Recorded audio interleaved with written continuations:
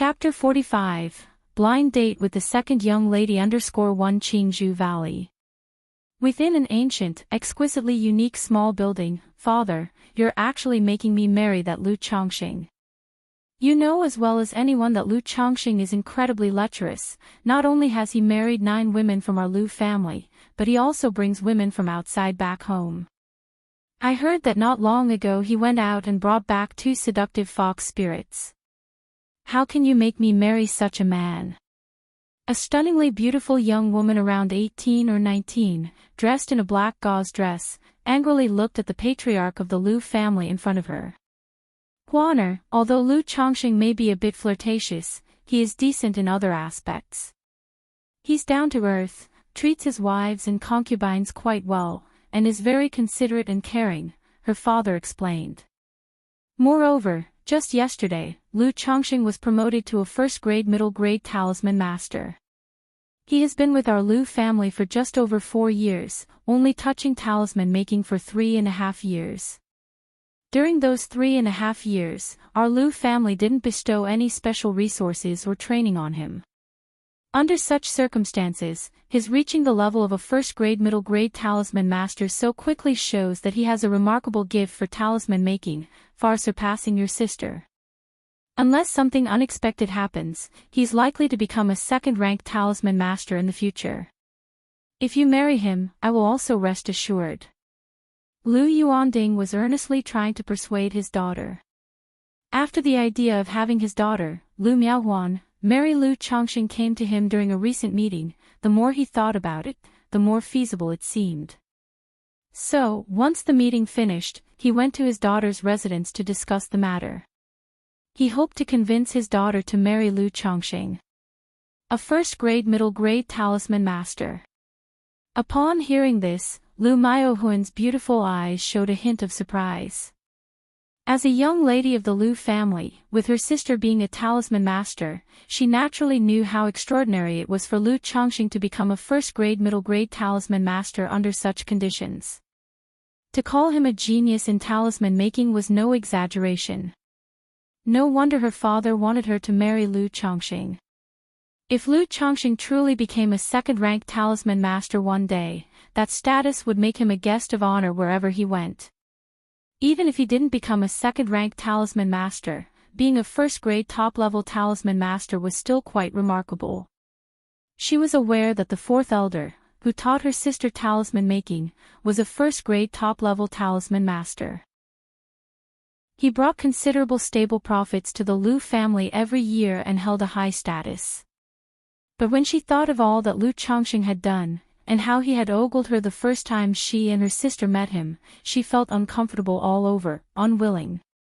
Seeing his daughter's reluctance, Lu Yuanding sighed and continued to persuade her. Huaner, your mother passed away early, and your father hasn't really governed or scolded you much, but in this matter, I truly have your best interests at heart. I hope you'll listen to me. This time Lu Chongqing has become a first-grade middle-grade talisman master, and in light of his fine performance over the years, our Lu family decided to marry a woman with the spiritual root to Lu Chongqing, truly incorporating him as one of our own. Quite a few of the elders and clan seniors want to marry their granddaughters to Lu Chongqing. This priority chance was still something I fought for you. You're also not getting any younger and should consider this matter. At this moment, Lu Yuanding was not the patriarch of the Lu family, but a father, somewhat wistful as he spoke. If Lu Miaohuan had been more promising, like Lu Miaoge, he naturally wouldn't have worried about his daughter's marriage.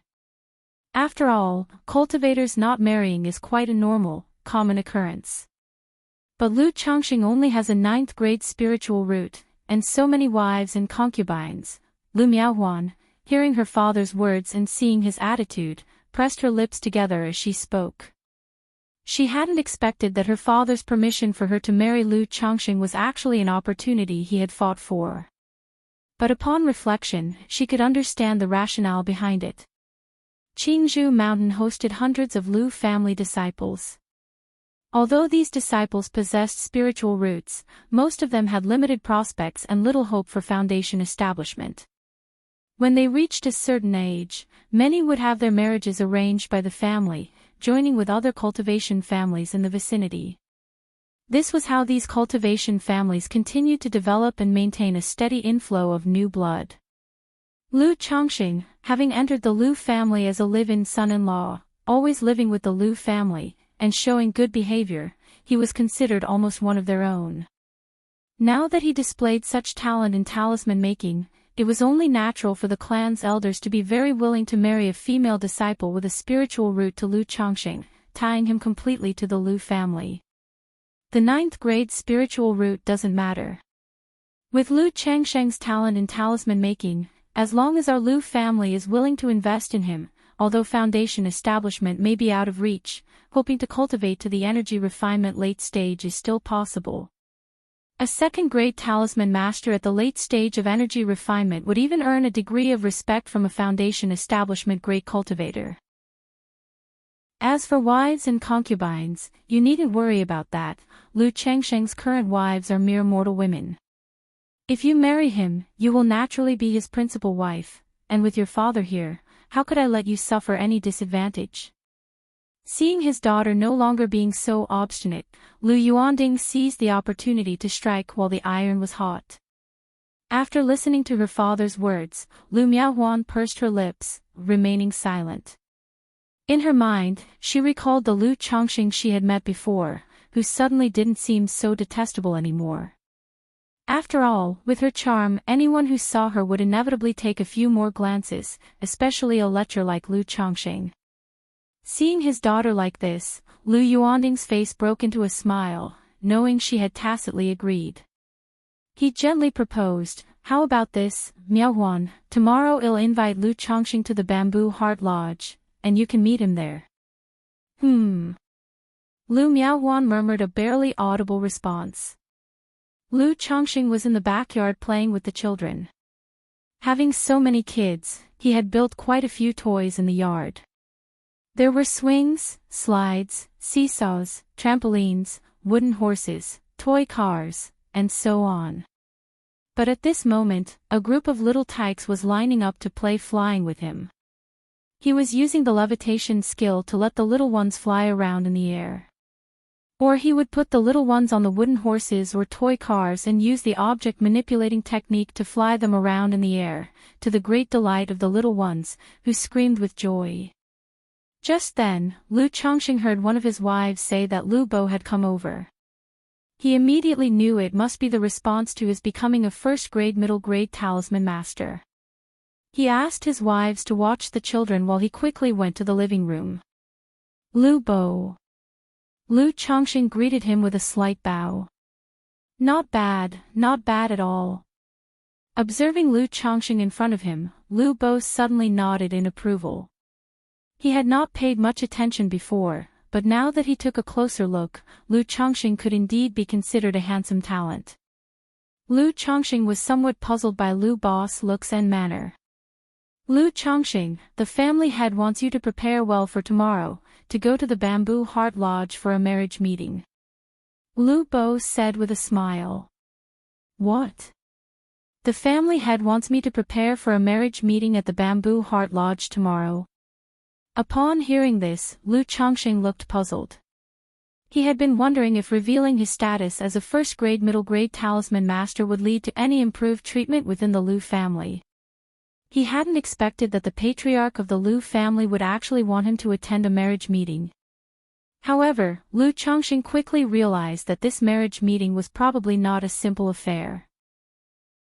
Seeing Lu Changsheng's reaction, Lu Bo then cheerfully said, "That's right.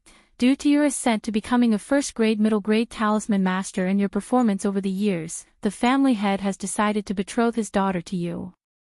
Upon hearing Lu Bo's words, Lu Chongqing was shocked and simultaneously overjoyed.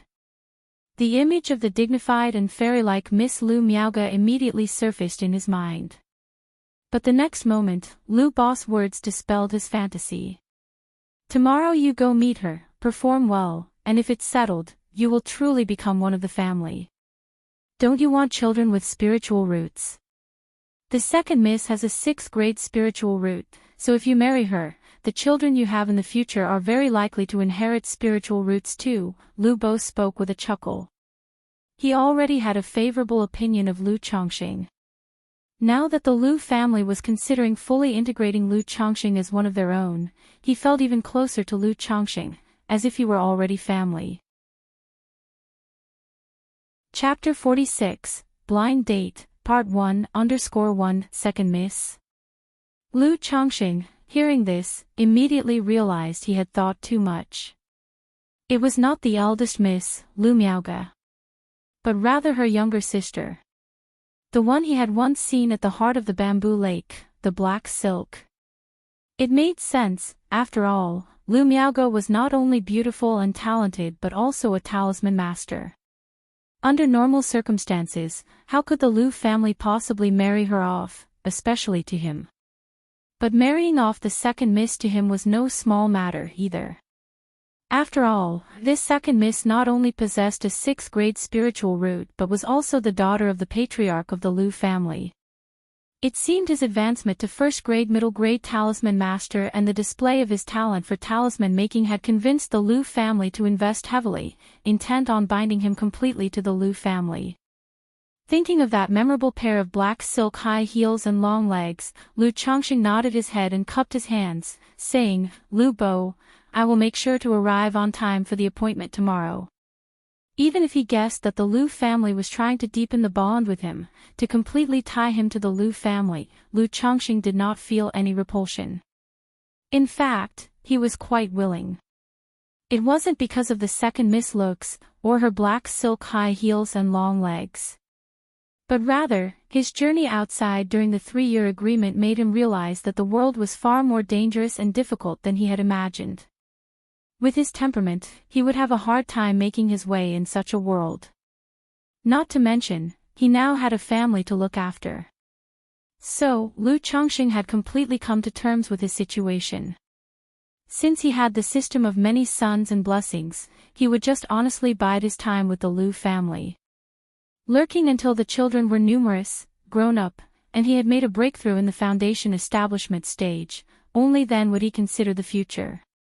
Even though it was like living under someone else's roof, because of his talent for talisman making, the Lu family had treated him well over the years since he moved to Qingzhou Valley.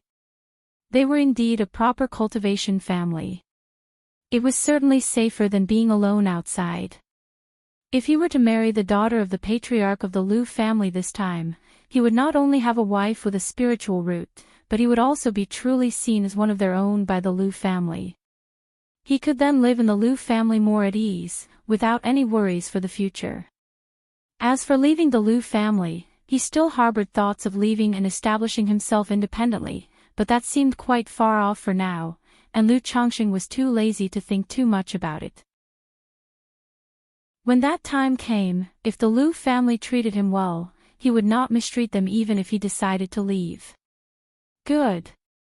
Lu Bo affectionately patted Lu Chongqing on the shoulder and said, "The matter with the second miss has already been settled by the family head, so as long as you perform well tomorrow, there shouldn't be any problems, and the matter will be considered settled." Yes. Lu Chongqing nodded, acknowledging the words and seeing Lu Bo out the door. However, his mind involuntarily recalled Lu Miaohuan's noble and icy demeanor. Thinking of how he had been scolded for taking a couple of extra looks at the black silk, being chastised with "look again and I'll gouge out your eyes." He felt that the second miss might not be easy to serve, and the meeting tomorrow was really hard to predict. I hope the family head did settle things well and that the second miss has restrained her temperament a bit, not as bad as I imagined. Otherwise, even with a 6th grade spiritual root, daughter of the family head, would have to let it go. Lu Chongqing took a deep breath and let it out, returning to the courtyard. While he was quite willing to welcome this marriage, he was not about to lose his dignity and go begging to be married off, even if it meant having a 6th grade spiritual root for his child's mother. Setting aside his pride and dignity, as someone with 4 wives, 6 concubines, and 2 cherished mistresses, he really didn't have the mental spirit or energy to cater to someone temperamental. Adding such a wife to the inner courtyard could easily disturb the balance and peace of his harem and disrupt the proper family hierarchy. "Husband, did Lu Bo visit with news of some happiness?" At that moment, one of his wives looked towards Lu Chongqing and inquired. Your husband has made a breakthrough in the talisman path recently and has been promoted to a first-grade middle-grade talisman master, so Lu Bo came over to discuss some matters with me, Lu Chongqing said. He did not mention that Lu Bo had come to discuss matters of a matchmaking engagement. After all, telling his wives that he was going on a blind date tomorrow would feel very awkward. That was something to be discussed only once it was certain. What? My husband has been promoted to a middle-grade first-rank talisman master. My husband is truly remarkable. My husband has been promoted to a middle-grade talisman master. Doesn't this mean he could become a second-grade talisman master in the future? My husband has worked hard these days. The other wives and concubines nearby also heard this, and their beautiful eyes lit up with surprise and delight, as they looked admiringly at Lu Chongqing, their eyes filled with worship and love. Ever since Lu Chongqing became a talisman master, they, too, had learned something about the profession. They knew that each step forward was very difficult. Now that Lu Chongqing had advanced further, it meant that his status in the Lu family would also rise. And they, too, would bask in their husband's glory. Several children nearby, though not understanding the meaning, saw the expressions of their mothers and also joined in the clamor. Wow, Daddy is amazing. Daddy is so powerful. Lu Chongqing, witnessing this scene, couldn't help but smile on his face. It felt truly nice to be looked at with such admiration and love by his wives and children. It greatly satisfied his sense of male pride. That night. Afterward,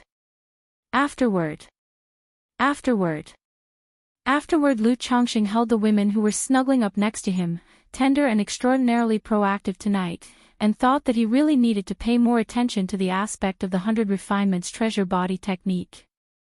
The next morning, Lu Bo, as if worried that Lu Chongqing might forget or oversleep, came to call him. Lu Chongqing got up and, after a brief preparation, went with Lu Bo toward the Bamboo Heart Lodge. The Bamboo Heart Lodge was not far from the heart of Bamboo Lake, surrounded by green grass and blooming flowers, creating an exceptionally beautiful environment. Apart from the lively trading meet on the first day of the month, it was usually very quiet and peaceful. The second miss will arrive soon, just wait a moment. Actually, the second miss has quite a simple nature, just be gentle with her and go along with what she says, Lu Bo said earnestly to Lu Chongqing before leaving. He went outside to keep watch, to avoid anyone coming nearby and affecting the matchmaking meeting. After all, this matter was something that Lu Yuanding took very seriously and had entrusted to him. Lu Chongqing nodded at the words and sat down by the stone table in the courtyard, taking out a set of purple sand tea ware to brew spiritual tea, calmly waiting. After about half an hour, Lu Chongqing heard a melodious and rhythmical tap-tap-tap sound. Looking towards the sound, he saw a tall and majestic figure, as proud and aloof as a peacock, gracefully walking toward him. It was his matchmaking partner for the day, Lu Miaohuan.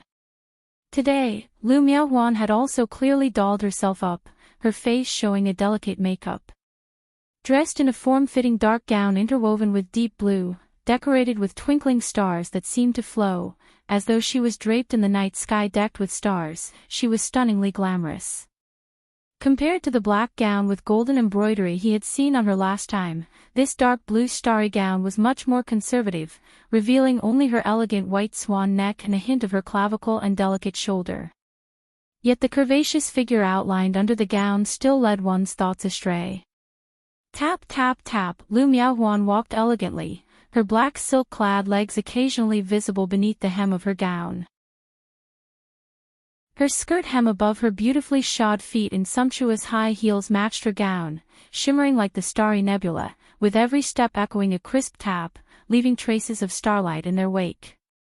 Lu Chongqing simply watched her approach, one graceful step at a time.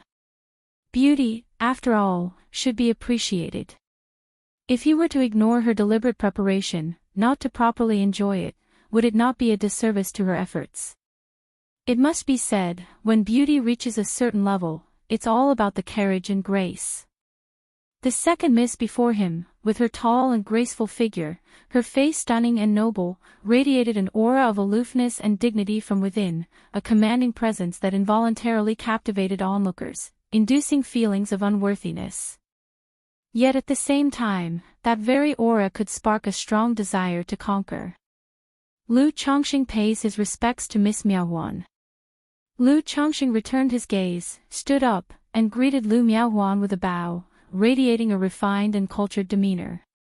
Despite the stunning allure of the lady before him, striking a chord with his aesthetics, Lu Chongqing, after all, had weathered many storms and was greatly seasoned. He possessed the composure and mental spirit that came with his experience.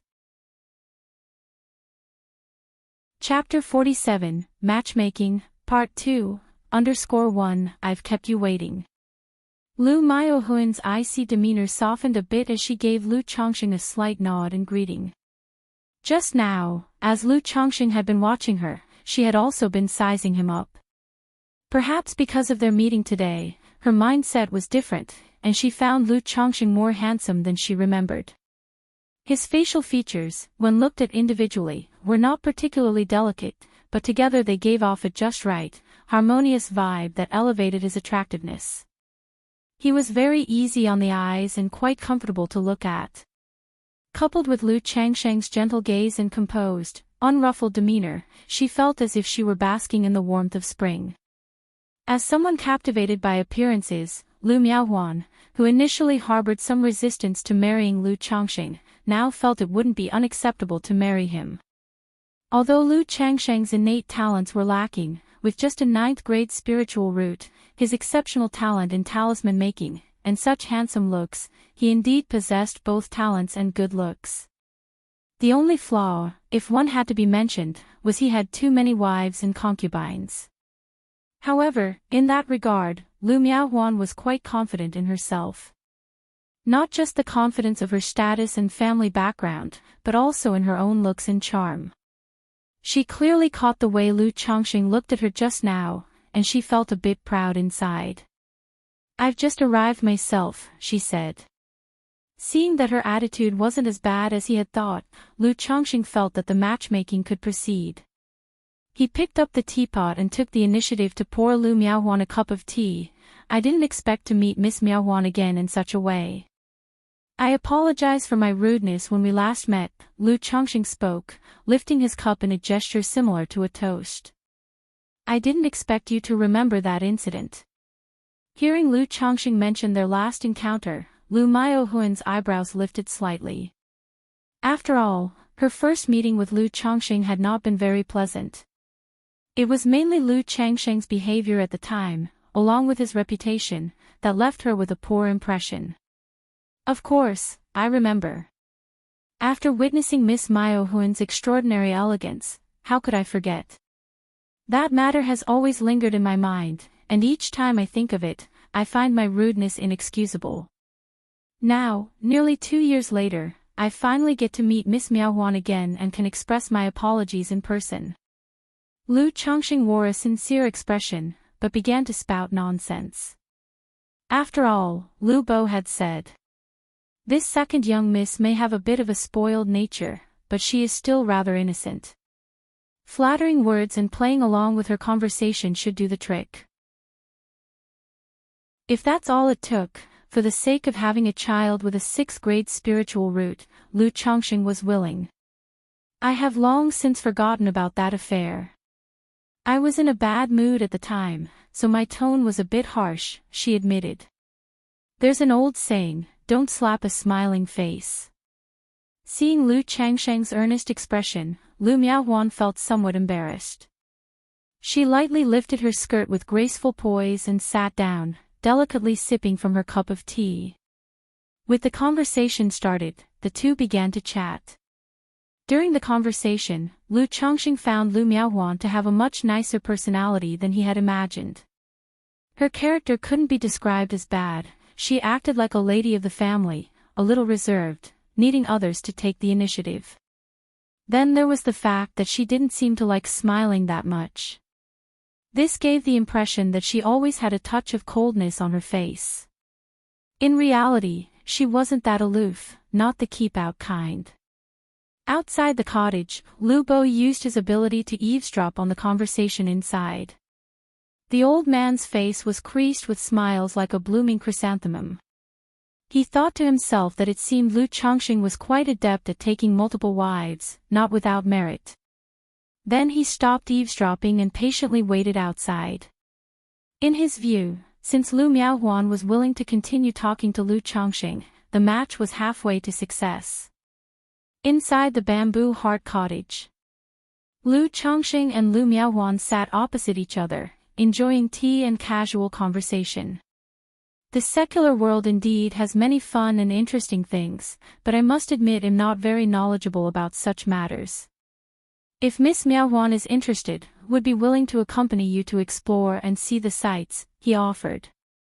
As for women, where in the mortal world could one encounter a celestial being like you?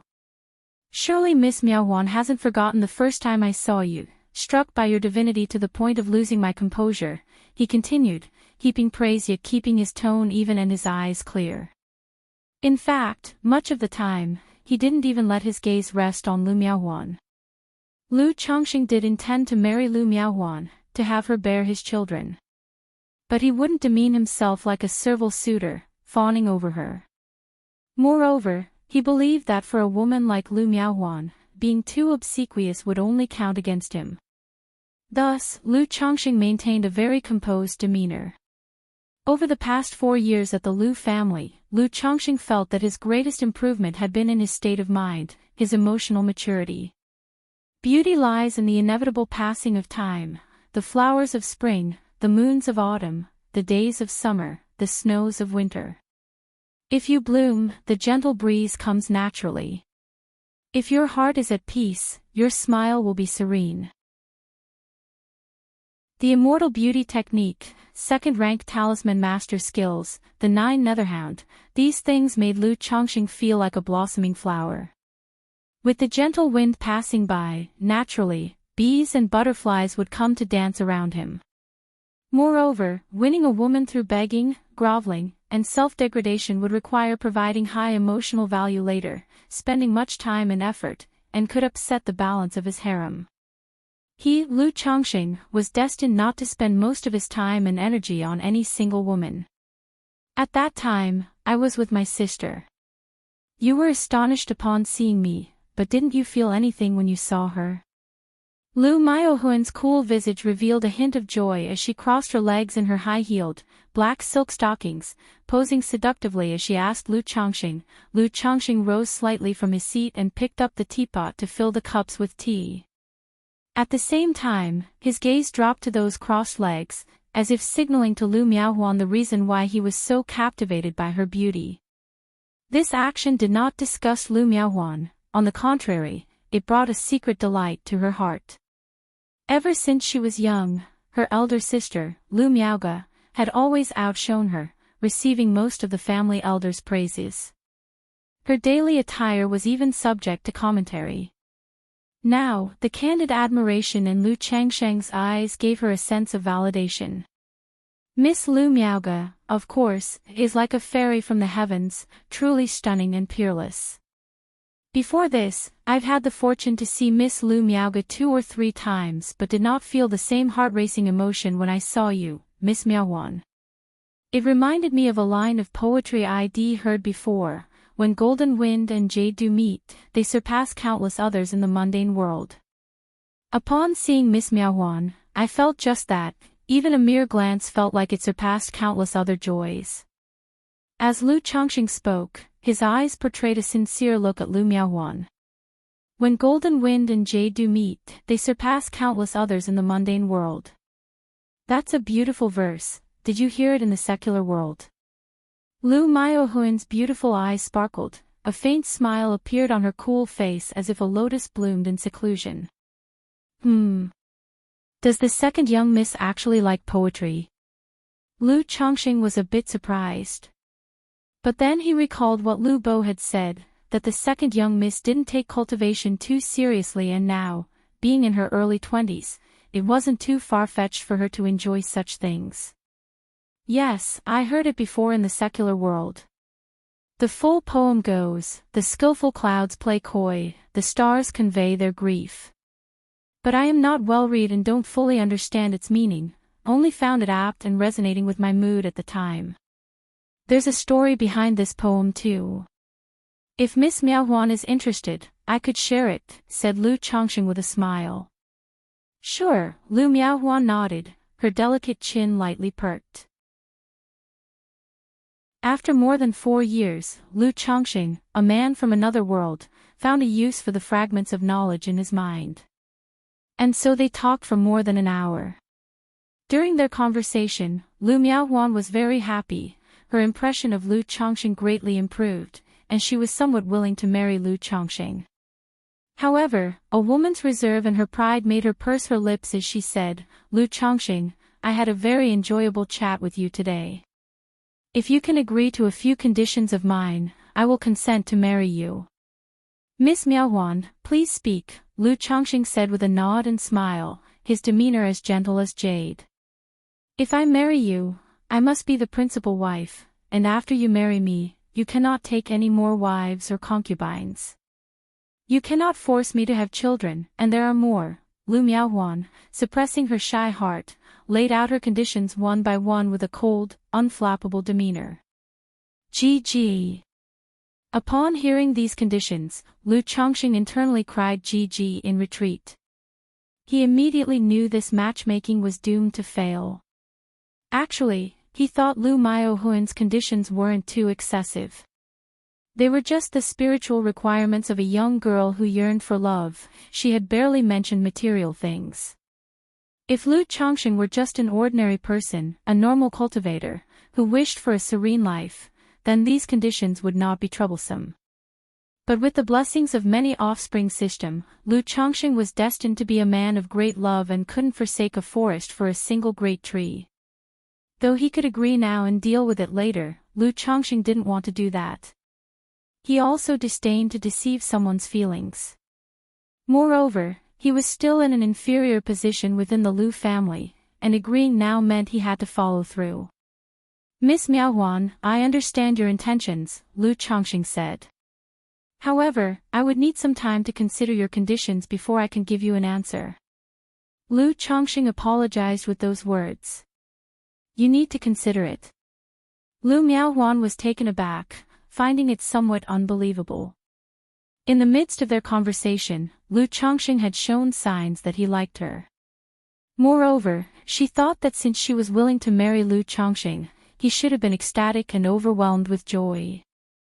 But now, Lu Chongqing actually suggested that he needed to think about it. What did that mean? Was she being made to beg for a marriage that wouldn't happen? Her proud nature couldn't stand such humiliation. Suddenly, Lu Miaohuan's exquisite face turned icy cold, like a millennium-old glacier, as she swiftly stood up and walked out of the pavilion with a clip-clop of her heels. Lu Chongqing watched Lu Miaohuan's retreating elegant figure and shook his head slightly. Such beauty was beyond his reach for the time being. Second young miss, what's wrong? Lu Bo, who was waiting outside the pavilion, saw Lu Miaohuan emerge with a frosty face and quickly walk away, puzzled. Weren't they just having a pleasant talk? He hurried after her. Chapter 48, Lu Miaoyun. _1 Lu Bo, the family head is willing to marry the second young miss to me, and I am truly overwhelmed and delighted. I am also very fond of the second young miss, but she and I are not suitable for each other, Lu Chongqing said with a bitter smile as he faced Lu Bo, who had come with the air of demanding an explanation. Not only do I have so many wives and children, but when I first sought cultivation, I also vowed to marry 100 women and have several hundred children in my lifetime, and what the second young miss desires is a person who is wholly devoted to her, but this is something I cannot and will not be able to achieve. Therefore, while the second young miss and I might be fated to meet, we are not destined to share our lives. Even if we truly became husband and wife, these issues could potentially become seeds of discord. If there are conflicts, then I would have let down the family head's trust and nurturing. I would be too ashamed to face the family head, Lu Chongqing said with a face full of sincere earnestness. Lu Ba's wrinkled face twitched slightly upon hearing Lu Changsheng's words. The declaration of marrying 100 wives and fathering several hundred children was indeed too much for him to bear. He felt like asking, "Are you a breeding pig?" But considering that in a little over 4 years, Lu Changsheng already had 12 women and had never stopped having children, he did seem to have some intention of striving toward that goal. Ah! Lu Bo sighed deeply. He never expected that, in this arranged meeting, though Lu Miaohuan agreed, Lu Changsheng on the other hand did not, feeling it was not suitable. However, as poorly considered as Lu Changsheng's reasons might be, they were understandable and made some sense. While Lu Changsheng's talent in talisman making was exceptional, it was still just latent potential and had not all been turned into strength. If the two truly married, Lu Miaohuan would technically be gaining the upper hand. Given Lu Miaohuan's personality, between the two of them, it would certainly be Lu Changsheng making more concessions for Lu Miaohuan. It would still be fine if Lu Changsheng were willing to make those concessions, but if the situation turned out as Lu Changsheng described, and the two eventually entered into marital discord, what should the Lu family do then? Favor Lu Miaohuan? Naturally, that would not do. With Lu Changsheng's exceptional natural talent in talisman making, if he could take his talents one step further, turning his potential into strength, his position in the Lu family would soon be comparable to that of a guest elder. To take such a course of action would clearly cause resentment in Lu Changsheng, like driving him away from the family. The Lu family's strategy of marrying a direct female member to Lu Changsheng was to firmly bind him to the Lu family. If things played out this way, it would be a case of being too clever by half, and the result would be the opposite of what was intended. But if they favored Lu Changsheng, that would put the patriarch of the Lu family, Lu Yuanding, in a difficult position. Thus, if Lu Changsheng and Lu Miaohuan did marry and conflict arose, the Lu family would indeed be in a difficult position on both sides. Alright, I understand what you mean, and I will relay it to the family head as is. Lu Bo gave Lu Changsheng a pat on the shoulder, not saying much else. After all, this kind of matter required the willing consent of both parties, and they couldn't force Lu Changsheng into anything. Honestly speaking, the Lu family would even tend to lean more towards Lu Changsheng's side. Thank you, Lu Bo, Lu Changsheng said, wearing an expression of guilty apology. He had originally planned to use this occasion to bring up the matter of Li Feiyu's children to Lu Yuanding, see if he could request Lu Yuanding to reduce or at least lessen the number of Li Feiyu's 50 children.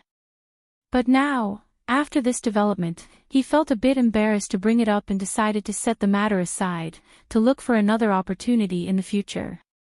He said he wants to marry 100 wives. Have several hundred children. Lu Yuanding was at a loss for words upon hearing Lu Ba's account, unsure of what to say for a moment.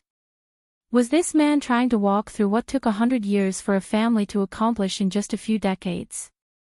It seemed Lu Changsheng had truly given up on cultivation and only wanted to have children. But considering Lu Changsheng's 9th grade spiritual root, he could somewhat understand. Yes, family head, though it sounds like a joke, I feel that Lu Changsheng is quite serious about it, and it doesn't seem like he is using it as an excuse to avoid marrying the second young miss, Lu Bo said with a bitter smile. Lu Yuanding nodded upon hearing this, then sighed deeply. I guess I did not consider this matter thoroughly enough. No matter whether Lu Changsheng's words were an excuse or the truth, he harbored no blame toward him. As the head of a family, he still possessed the capacity to be tolerant of others. For the sake of the family's interests, he couldn't possibly blame Lu Changsheng. Besides, when it came to this marriage, he had always been thinking about his daughter Lu Miaohuan. He felt that Lu Changsheng was an excellent match for his daughter. He had never considered Lu Changsheng's wishes and thoughts. There was also a subconscious arrogance in his heart.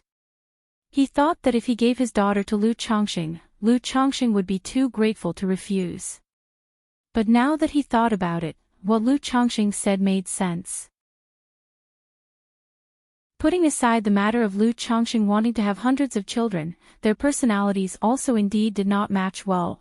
What if they had conflicts in the future? He was confident that he could control Lu Chongqing now, but what about later? Even if he was the patriarch of the Lu family, he couldn't pressure someone with power forever. The other family elders wouldn't agree either. Moreover, what Lu Chongqing said was also considering the Lu family's perspective. It showed that he had a certain sense of belonging to the Lu family. It was well-intentioned. Sigh. Lu Yuanding let out another sigh. He was now just a father worried sick over his daughter. Thinking of how his daughter's anger had subsided and she was willing to wait for Lu Changsheng's response showed that his daughter truly had a good impression of Lu Chongqing. But now that Lu Chongqing disagreed, he was somewhat unsure how to face his daughter, or what to say about this matter. Headache. 2 days later, Lu Chongqing received another matchmaking invitation. He understood now that the Lu family's upper echelons were determined to marry him to a woman of significance within the family. Only then would he truly be considered one of their own, a Lu family son-in-law. Even though he had previously married and taken 9 worldly women from the Lu family as wives and concubines, in the eyes of the family's higher-ups, this did not count as him truly being a Lu family son-in-law. The girl from this matchmaking session was named Lu Miaoyun, the granddaughter of the Lu family's 4th elder. 18 this year, with a 7th grade spiritual root, she was delicate and lovely, with a docile and sensible personality. Perhaps because of what happened with Lu Miaohuan, the Lu family had specifically chosen a docile and sensible girl. The matchmaking session went very smoothly. After the two met, both sides nodded in agreement, and the next day the Lu family arranged their wedding. The wedding day was set for 18 days later, coinciding with an auspicious day on the lunar calendar. Meanwhile, within an ancient and exquisitely elegant small building, smash! An ornately patterned vase was hurled to the ground, shattering into countless pieces. The fragments on the ground reflected a beautiful face filled with coldness. In the room, Lu Miaohuan smashed one vase after another to vent her anger until she finally calmed down. You tell me, is Lu Chongqing purposely humiliating me because of what happened back then? Lu Miaohuan suddenly looked up, her eyes slightly red as she turned to her personal maid Kuei Si. After leaving the bamboo heart pavilion, her anger had slightly cooled, and she was still considering giving Lu Chongqing another chance. As long as Lu Chongqing was willing to come and apologize, she was still willing to marry him. But to her surprise, Lu Chongqing flat out refused her.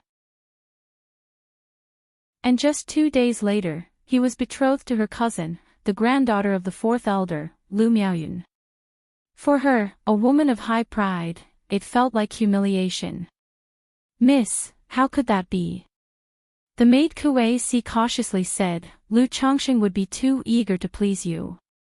I heard that the reason Lu Chongqing didn't agree is that he felt unworthy of you, Mississippi. He still wants to take wives and concubines to have a bunch of children, that's why he chose Miss Miaoyun. Lu Miaohuan surely knew that Lu Chongqing wasn't purposely humiliating her. Her father Lu Yuanding had also come to soothe and comfort her. But she just couldn't swallow this insult. Lu Miaohuan's beautiful eyes narrowed, her chest rose and fell with indignation, and then she said through clenched teeth, Lu Chongqing, I will find a man 10 times, 100 times stronger than you, to make you regret this. Chapter 49, Wedding. _1 After Lu Chongqing and Lu Miaohuan's marriage was settled, the numerous wives and concubines in his backyard naturally came to know of it. Even if there was harmony in the backyard and all the women were virtuous and gentle, upon hearing such news, some felt a touch of gloom and loss. Not only was Lu Chongqing going to take another wife. There were also reasons pertaining to the Lu family. After all, among these women, except for Chu Zhenjin, the rest were daughters of the Lu family. Now that Lu Changsheng's status in the Lu family had risen, the family was marrying off a granddaughter of an elder with a spiritual root to Lu Chongqing. And it was with all formalities, the giving of betrothal gifts and a grand wedding. This naturally made them feel somewhat uncomfortable. On a regular basis, although they had distinctions as wives and concubines, they were not separated into different levels, all depending on Lu Changsheng's affection. Once this granddaughter of the elder became his wife, it need not be said that she would be the principal wife. Ladies, do not worry, towards you all, I have always been fair, and in the future, I will make up for it by arranging a grand wedding for each of you. Lu Changsheng also noticed that his wives and concubines were somewhat unhappy and spoke up to comfort them. This group of wives and concubines had been with him for many years, all had borne him children twice, and were currently expecting the third, so naturally, there were strong emotions. Thank you, my lord. My lord, we are fine. The clan's willingness to marry Miss Miaoyun to my lord also shows the high regard they have for you. Although the women felt gloomy inside, with a sense of regret that they had helped their husband rise to nobility, they soon adjusted, knowing this was the reality. With Lu Changsheng's current identity and status, they, as secular women without spiritual roots, also felt somewhat unworthy of him. Being able to become Lu Changsheng's wives and concubines was already a fortunate thing. It was incomparably better than many other sisters, best friends, and acquaintances. Moreover, after so many years of living together, they had come to understand Lu Changsheng's character. They knew that their husband was not heartless, one who would forget old love upon finding new. That night, Lu Changsheng came to comfort his wives and concubines. And perhaps stimulated by the day's events, each concubine exerted extra effort, all joining together and using a myriad of techniques. Afterwards, Lu Changsheng lay on the bed with the women in his arms and couldn't help but think to himself. Indeed, one is influenced by one's surroundings. His wives and concubines never had so many tricks up their sleeves before. Through the recent contact with Jior and Shuayer, who were sent by Hong Yi, they had learned so many new tricks. If this continued daily, how could one withstand it? In the blink of an eye, 18 days had passed. The wedding of Lu Changsheng and Lu Miaoyun began. Unlike the simple ceremonies of Lu Changsheng's previous two weddings, this wedding was very formal and lively. All of Qingzhou Mountain was festive, decked out in lights and decorations, hung with large red lanterns. That day, Lu Changsheng also woke up early. He was dressed by two women, combed his hair, wore a golden crown, and changed into a red brocade groom's outfit. Then, with a big red flower on his chest, he mounted a spiritual steed, led the wedding procession, and came to the fourth elder's residence with much fanfare to receive the bridal palanquin. Since both families lived in Qingzhou Valley of the Lu family and were not far apart, after Lu Changsheng placed Lu Miaoyun, dressed in fiery red bridal attire and in her phoenix crown and rosy clouds robe, into the bridal palanquin, he led the procession around the entirety of Qingzhou Mountain. Along the way, many of the Lu family disciples came to watch the wedding. I still remember standing here 4 years ago, witnessing Lu Changsheng entering our Lu family as a live-in son-in-law. Who could have thought that after just over 4 years, he would be marrying our Miaoyun? There's no helping it, who can blame someone for having such a good talent for talisman making? Indeed, who would have thought that a son-in-law brought in for breeding purposes would possess such talisman-making talent? A middle-grade talisman master, no less, who became one in just over 3 years, even surpassing Sister Maiage's talent in talisman making. The fourth elder might be looking to have him succeed him by marrying off a member of the Miaoyun clan to Lu Changsheng. Having married a sister from the Miaoyun clan, with the care of the fourth elder, Lu Changsheng has really soared high. Lu Changsheng only has a 9th grade spiritual root. No matter what, he has no hope of achieving foundation establishment in this life. Foundation establishment. I have a 6th grade spiritual root and even I dare not dream of achieving foundation establishment without some fortuitous opportunity. But this Lu Changsheng really has changed a lot. I remember when he first arrived he seemed so ordinary, but now he is quite handsome. He's always engrossed with women. He must have practiced some sort of cultivation technique for preserving youth and beauty. If only I had married Lu Changsheng earlier. Many disciples from the Lu family, seeing the handsome and tall Lu Changsheng riding a spiritual horse to marry Lu Miaoyun, expressed their feelings of admiration and envy. In just 4.5 short years, many of them witnessed Lu Changsheng's entry into the Lu family as a breeding son-in-law. Then he became a talisman-making apprentice, a talisman master, moved to Qingzhou Valley, and now he's marrying the granddaughter of the fourth elder. The immortal seedlings who came to the Lu family as sons-in-law with Lu Changsheng saw him on the spiritual horse and felt an incomparable envy, as if it were something out of a dream. Back then, they were all eliminated by Qing Yun's sect and came to the Lu family as sons-in-law. Now, 4.5 years have passed, and they are still breeding for the Lu family, working to complete the task of producing 50 descendants over 20 years. Meanwhile, Lu Changsheng has already married the direct granddaughter of the fourth elder of the Lu family, a female cultivator with a spiritual root. To know, this fourth elder is a first-grade top-level talisman master. With an extraordinary status in the Lu family, Lu Changsheng's marriage to his granddaughter made everyone envious. In the crowd, Li Feiyu watched this scene, reflecting on their shared past coming to the Lu family, also filled with mixed emotions. But still, he felt happy for Lu Changsheng. Lu Changsheng rode the spiritual horse, aware of the various gazes on himself, and couldn't help feeling a bit of the pride of riding on the spring breeze. He felt that after enduring so long in the Lu family, he had finally made something of himself. However, he was very clear in his heart, in this world where the strong prey upon the weak and power is respected. Cultivation and strength are the true paths to supremacy. His current status and position were all owing to his talisman-making skill. It was a shortcut, like a rootless weed or a pavilion in the sky. He must not get carried away. After making a circuit around the entire Qingzhou mountain, Lu Changsheng brought the bride back to his mansion. With many senior members of the Lu family as witnesses, the wedding began. Pay respects to heaven and earth. Pay respects to the high hall. The couple bows to each other. Escort to the bridal chamber. After the wedding was completed, Lu Miaoyun was finally ranked as Lu Changsheng's main wife. Lu Changsheng had known about this well in advance. He did not contend for these titles or status with the Lu family, so as not to displease the fourth elder. His other wives and concubines were also prepared from the beginning and understood the situation.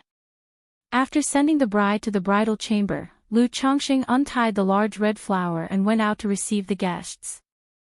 On this day, he got to know the higher echelons, clan elders, and guest elders of the Lu family. He was officially inducted into the inner circle of the Lu family and became one of their own. During this process, he saw the fifth elder of the Lu family, who proposed the idea of buying barrel bamboo wine during the toasting. Hearing this, the fifth elder readily agreed. He also mentioned that his family had many other kinds of spiritual wine, and Lu Changsheng could come to taste and purchase them later. Chapter 50, Buy One Get One Free. One night had fallen. The guests, full from the feast and merry with wine, gradually dispersed, and Lu Changsheng headed to the bridal chamber to consummate the marriage. Young master. Standing outside the bridal room was a young girl dressed in a green luo skirt with 2 buns atop her head, her features delicate and pretty, her eyes large and clear. This was Lu Miaoyun's personal maid, named Xiao Qing. She too possessed a spiritual root, a cultivator. For a cultivation family like the Lu family, in order to ensure a constant supply of fresh blood, they would also search for children with spiritual roots in the secular world. Once found, these children would be sent to Qingzhou Mountain for nurturing. However, unless a child was particularly talented, most were taught the skills of spirit plant cultivation, spirit slaughter, culinary arts, wine brewing, mining, and so on. Compared to formations, elixir medicines, artifact refining, and talismans, these skills did not have a high threshold, were fairly easy to learn, but were rather arduous. The Lu family's spirit fields, Qingzhou forests, and spirit mines, all work that required cultivators, were basically managed by these adopted disciples. When these individuals reached a certain age, the men would marry secular women from the Lu family, and the women would become concubines to the young masters of the Lu family, kept within the family's own circles. Xiao Qing belonged to the children raised by the Lu family from a young age, serving as Lu Miao's maid. Unless something unforeseen occurred, she was expected to become the concubine of a Lu family disciple in the future. But at this moment, since Lu Miaoyun was marrying Lu Changxing, Xiao Qing also accompanied the bride as a chambermaid. For Lu Changxing, marrying Lu Miaoyun and gaining a maid with a spiritual root as part of her dowry was indeed a pleasant surprise.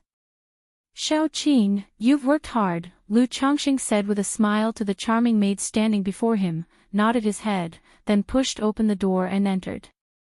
Red lamps burned brightly in the room, embellished with festivity, set up in splendid brilliance. Lu Miaoyun was draped in a fiery red phoenix-embroidered bridal dress, wearing a phoenix crown and rosy clouds robe, her head covered with a red veil, demurely sitting atop the bridal bed. Miaoyun. Lu Changxing approached the bed and called out to the beauty before him. Lu Miaoyun did not respond, but even her seated posture betrayed a slight nervousness. Young master. At that moment, the maid Xiao Qing approached with a tray that held a jade balance beam and a set of wine utensils. While the Lu family was a cultivation family, they were not completely detached from some of the secular customs and practices. Lu Changxing knew the rituals, took the jade balance beam, and gently lifted the red veil obscuring Lu Miao's face. A visage of gentle and soft beauty, dazzlingly lovely, was unveiled. Her arched brows framed her clear eyes, her nose was delicate and pretty, and her small mouth was luscious red. She might not be as exquisitely stunning as Lu Miaohuan, but she was quite attractive. She possessed the kind of sweet, enduring beauty that gave the impression of a pure girl next door. My husband, as the veil lifted, Lu Miao's long lashes trembled slightly, her pretty face blushed with shyness, and she called out in a voice that was soft, sweet, and slightly naive. Her personality wasn't as timid or delicate as Chu Zhenqian's, nor was she the type to be calm and composed. Furthermore, as a woman who had only met Lu Changxing once before their marriage was arranged, how could she be completely at ease on their wedding night? Lu Changxing chuckled, took a wine jug from the tray, poured Lu Miaoyun a cup of spiritual wine, and then poured one for himself. He then said, Miaoyun, today we become husband and wife, and from this day forward, we shall journey through life together. Come, let's finish this drink. I will follow my husband's guidance for the rest of my life. A blush showed on Lu Miao's face as she looked at the handsome young man before her, and then they exchanged cups of wine. Wishing the young master and young mistress 100 years of harmony, and may you have an early heir, said the maid Xiao Qing as she collected the cups, her voice clear and crisp. Then, with a curtsy, she left the room, closed the door behind her, and left the newlyweds alone. After drinking the wedding cup, Lu Changxing immediately felt a bit of heat in his lower abdomen and realized there was something off about the drink. Lu Miao's complexion was also flushed and rosy, like blooming peach blossoms. In the room, the sound of their breathing at this moment seemed exceptionally clear. Lu Changxing didn't need to think to know that the just-consumed wedding cup must have been specially prepared by the Lu family, intended to enhance the mood of the wedding night. He directly embraced his delicate wife in his arms and said, Yuner, it's time to rest. My lord, the light is still on, Lu Miaoyun murmured softly. It's fine, this way I can see clearly. That year, Lu Changxing was 22 years old. He had 5 wives, 6 concubines, 2 favored beauties, and a maid. The next day, dawn broke brightly. The gentle sunlight filtered through the lattice window, casting its light onto the messy, bright red wedding garments and fiery bridal dress on the floor. After waking up, Lu Changxing looked at the disheveled beauty in his arms, with tear stains still visible at the corner of her eyes, and felt completely relaxed and spirited, without a hint of lethargy. Seeing Lu Miao's pitiful state, remembering what happened the night before, he thought to himself that this little wife was indeed obedient and well-behaved, without the slightest bit of young mistress temperament. He couldn't help but kiss her pretty and fair cheek. This little action immediately woke up the sleeping Lu Miaoyun. She opened her eyes and softly called out to Lu Chongqing. "My lord," the voice was tender and silly, stirring a few threads of affection in Lu Changsheng's heart. He gently pinched her fair, blushing cheek and said softly, "It's still early, you rest well. We have to go see grandma later." Lu Miaoyun rubbed her eyes, not going back to sleep, indicating she wanted to get up. Seeing this, Lu Chongqing immediately supported the beauty. However, after all, Lu Miaoyun possessed the 4th level energy refinement cultivation. Her body was stronger than that of ordinary people. Even though Lu Chongqing was somewhat rational yesterday, he had not made their first times such that she couldn't get up and move. Moreover, the spiritual wine was somewhat beneficial for her. Soon the two got out of bed and started dressing. Lu Miaoyun quickly gathered up the handkerchief and placed it in the mandarin duck brocade box nearby. This caused Lu Chongqing to smile. Afterwards, the two of them tidied up their clothes and pushed open the room door, ready to go pay respects to the 4th elder. "Young master, miss," the maid Xiao Qing was standing outside the door, clearly not having slept all night. "Xiao Qing, didn't I tell you? You didn't have to stay up, you should go rest now," Lu Miaoyun told her. A maid like Xiao Qing, who possessed a spiritual root, wasn't entirely there to serve when following the young masters and mistresses. She was more for miscellaneous tasks while also learning a few things. To use her solely for serving would be too wasteful. "Miss, I'm not tired," Xiao Qing said with a gentle smile, her voice crisp and melodious like an oriole. She had a 9th grade spiritual root and already reached the 2nd level in Qi refinement, much more energetic than ordinary people. Lu Miaoyun didn't say much more and, hand in hand with Lu Chongqing, left the estate to head toward the residence of the 4th elder. Chapter 51, Lu Family's 4th Elder. _1 Yuner, you must live a good life with Chongqing from now on, and listen to your husband more, understand? Chongqing, Yuner is my granddaughter. Now that I've entrusted her to you, don't let me down. The 4th elder looked at Lu Chongqing and Lu Miaoyun and spoke out. Although this 4th elder was in her 70s or 80s and old enough to be a grandmother, she did not look her age at all. She wore a deep cyan, elegantly simple dress, with black hair meticulously coiled up, secured by a slanting jade hairpin. Her complexion was rosy and healthy, making her look like a noblewoman in her 30s or 40s. However, upon closer inspection, one could see strands of white in her temples and a few crow's feet around her almond-shaped eyes. But these white hairs and wrinkles did not make the woman appear much older. On the contrary, they added a strong sense of maturity to her overall bearing. "Grandmother, please rest assured that Chongqing will certainly take good care of Yuner and won't let her suffer the slightest grievance," Lu Chongqing replied respectfully. Even though it was a marriage of convenience, now that they were married and had shared the bridal chamber, he naturally intended to take it seriously and assume his duties and responsibilities. Lu Miaoyun also softly acknowledged. Good, good, good. Grandmother believes in you. Work hard together so I can hold great-grandchildren soon, the 4th elder said, joining their hands together and smiling. Her demeanor was gentle and kind, her tone warm, but because she had held a high position for a long time, her words carried a faint authority. Upon hearing these words, Lu Miaoyun's cheeks immediately turned a shade of red, and she lowered her head shyly. Lu Chongqing responded with a frank expression, "Yes, Chongqing will certainly strive hard." He, too, hoped that Lu Miaoyun would conceive soon. "Chongqing, I've heard from Miaoge that you've never been formally taught in talisman making and have relied solely on your own exploration. Grandmother teaches a class on talisman making at the end of each month. You should come as well. If you have any problems or issues with your cultivation, feel free to come directly to grandmother," continued the 4th elder, speaking gently as if she were a kind and loving elder.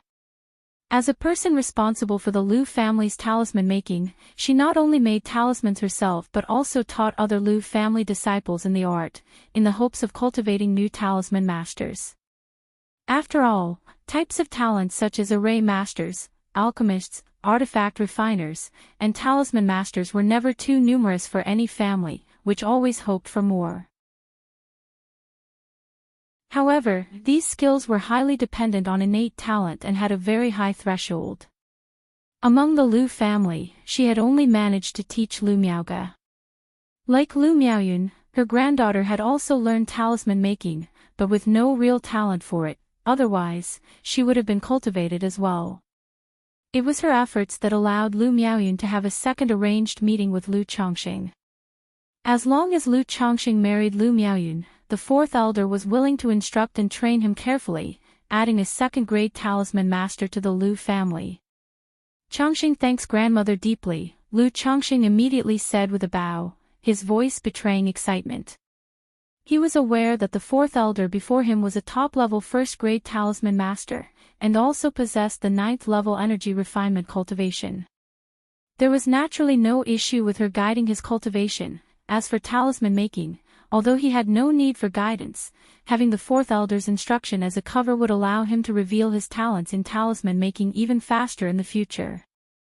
Otherwise, having just become a middle-grade talisman master, revealing the abilities of a top-grade master would take at least 3 to 5 years. That was an excruciating amount of time. With the fourth elder's endorsement, he might be able to accelerate that timeline according to the situation. We are one family, there's no need for such formality. I am Yunur's grandmother, and from now on, it'll be yours too. If you encounter any difficulties or have any issues, feel free to reach out to grandmother. I still carry a fair bit of weight in my words here at the Liu family, the fourth elder said with a gentle and benevolent smile. Yes, grandmother, Liu Chongqing responded, also revealing a sincere smile.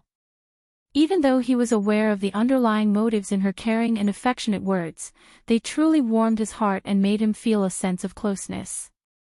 Immediately, Liu Chongqing addressed the fourth elder, Grandma, Chongqing indeed has a matter for which he would like to trouble you.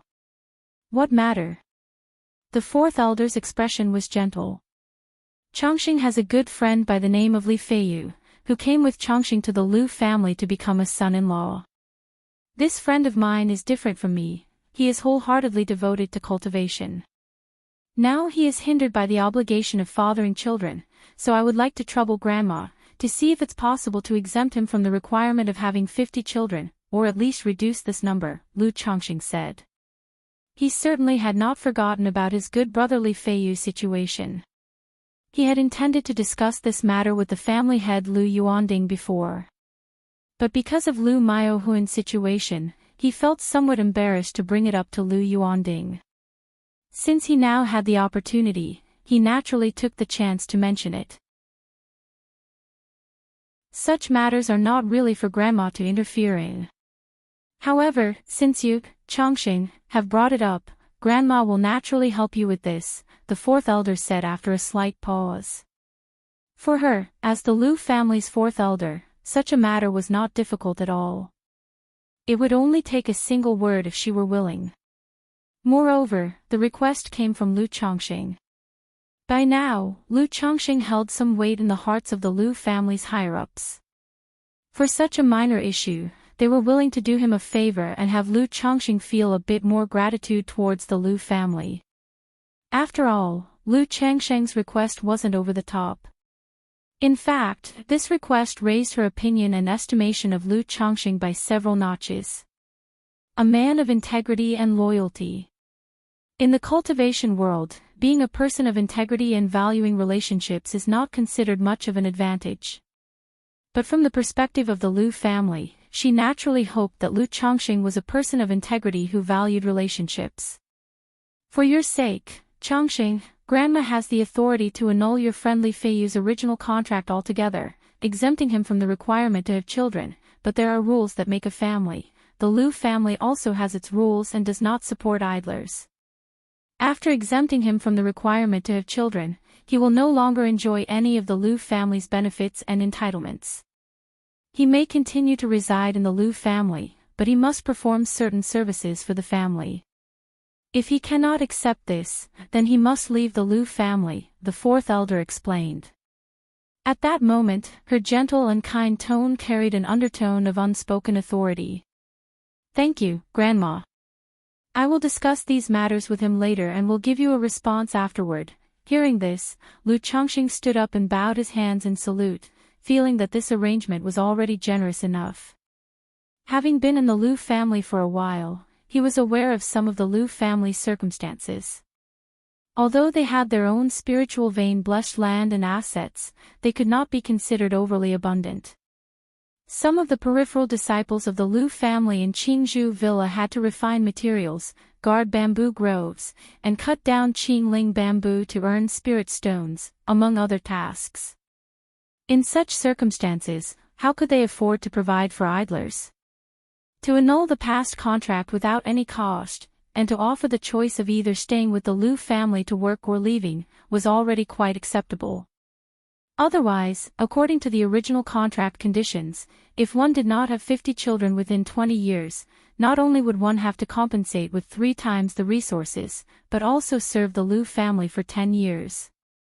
Fine, once you have a result, just let Grandma know, and at that time Grandma will speak to the family head about this matter, the fourth elder said with a smile on her face. Afterwards, Lu Chongqing and Lu Miaoyun chatted for a while with the fourth elder before excusing themselves and departing. As they were leaving, the fourth elder even stuffed several boxes of pastries and spirit fruits into Lu Changsheng's hands, giving him the feeling of visiting relatives during the new year. Chapter 52, Li Feiyu's Choice _1 After leaving the fourth elder's residence, Lu Chongqing and Lu Miaoyun visited the fifth elder's residence on their way.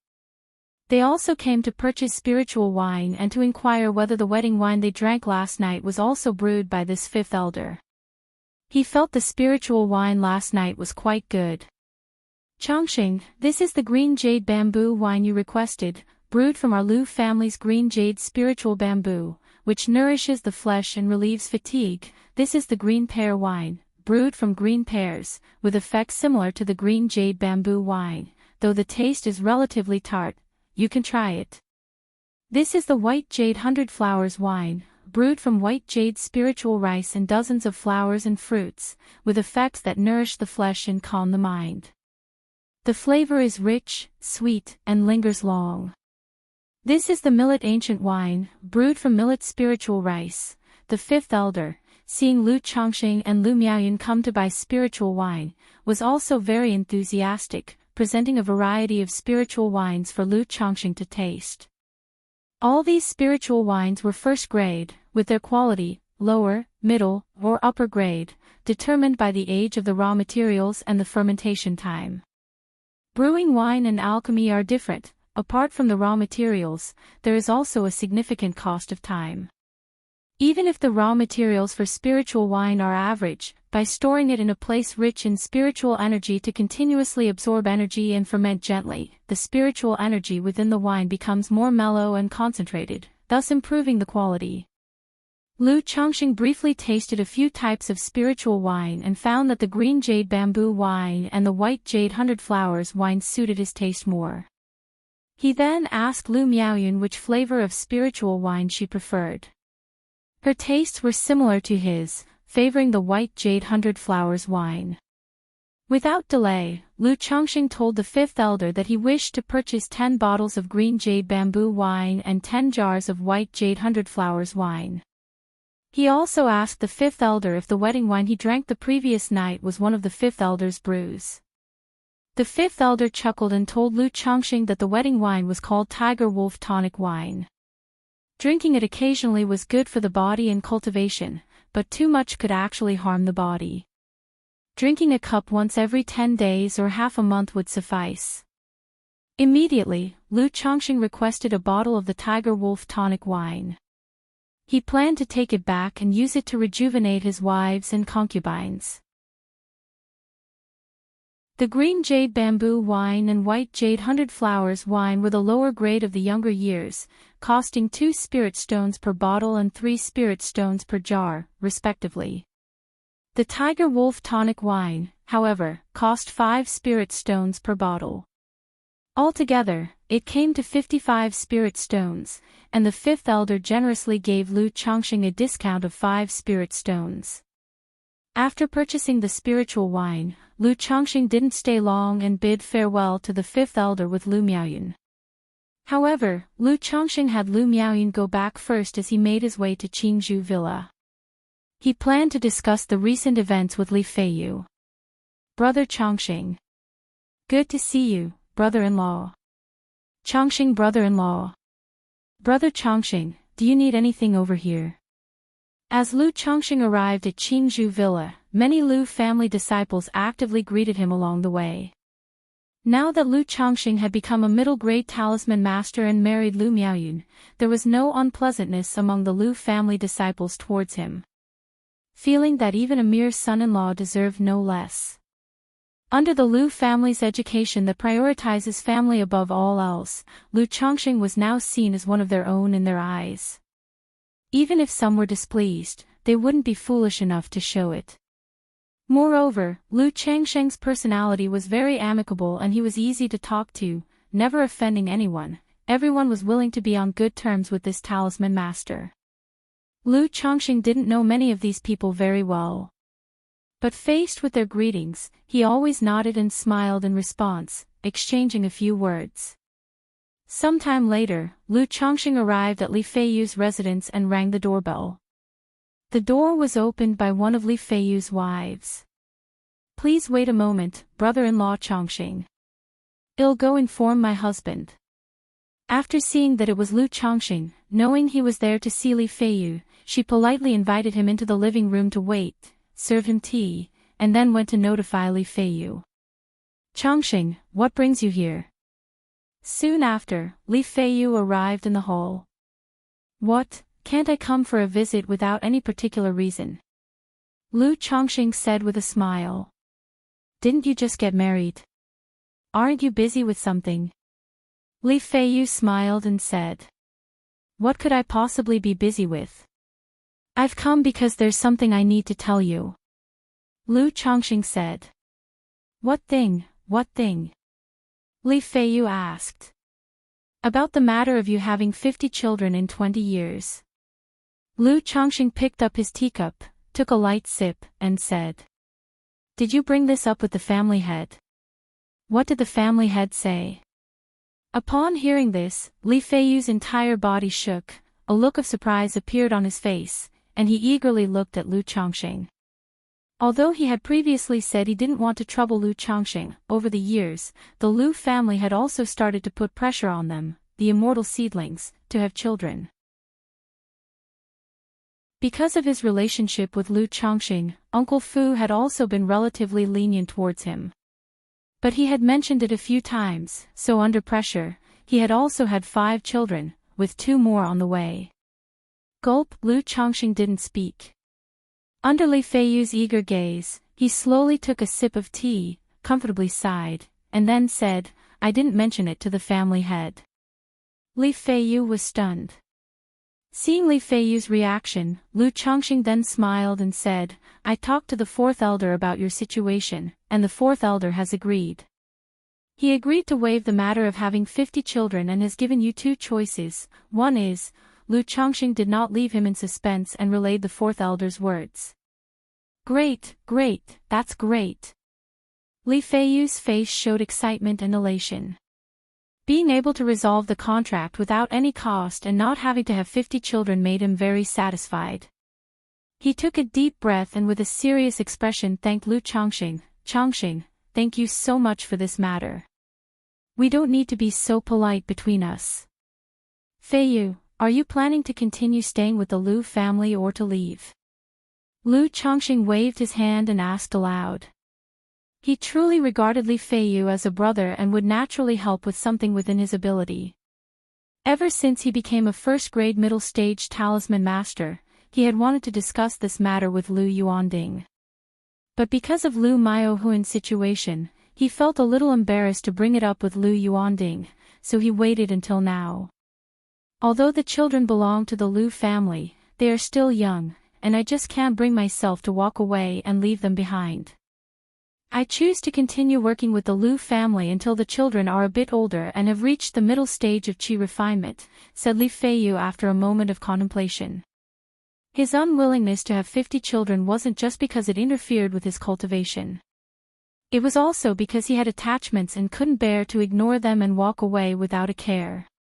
I also think it's better to stay with the Liu family for now. Lu Chongqing nodded in agreement, sharing the same opinion. Li Feiyu was only at the 3rd level of qi refinement. Going out as a loose cultivator would be very difficult, so it was better to stay with the Liu family for now. At least in the Liu family, if possible, he could still look out for him. Then, he teased, now that you have 7 children, it's possible that one might have the spiritual root and end up teaching you a thing or two. I don't harbor such extravagant hopes. Everyone says how wonderful cultivation is, but once you step onto the path of immortality, you realize it's not as beautiful as you imagine.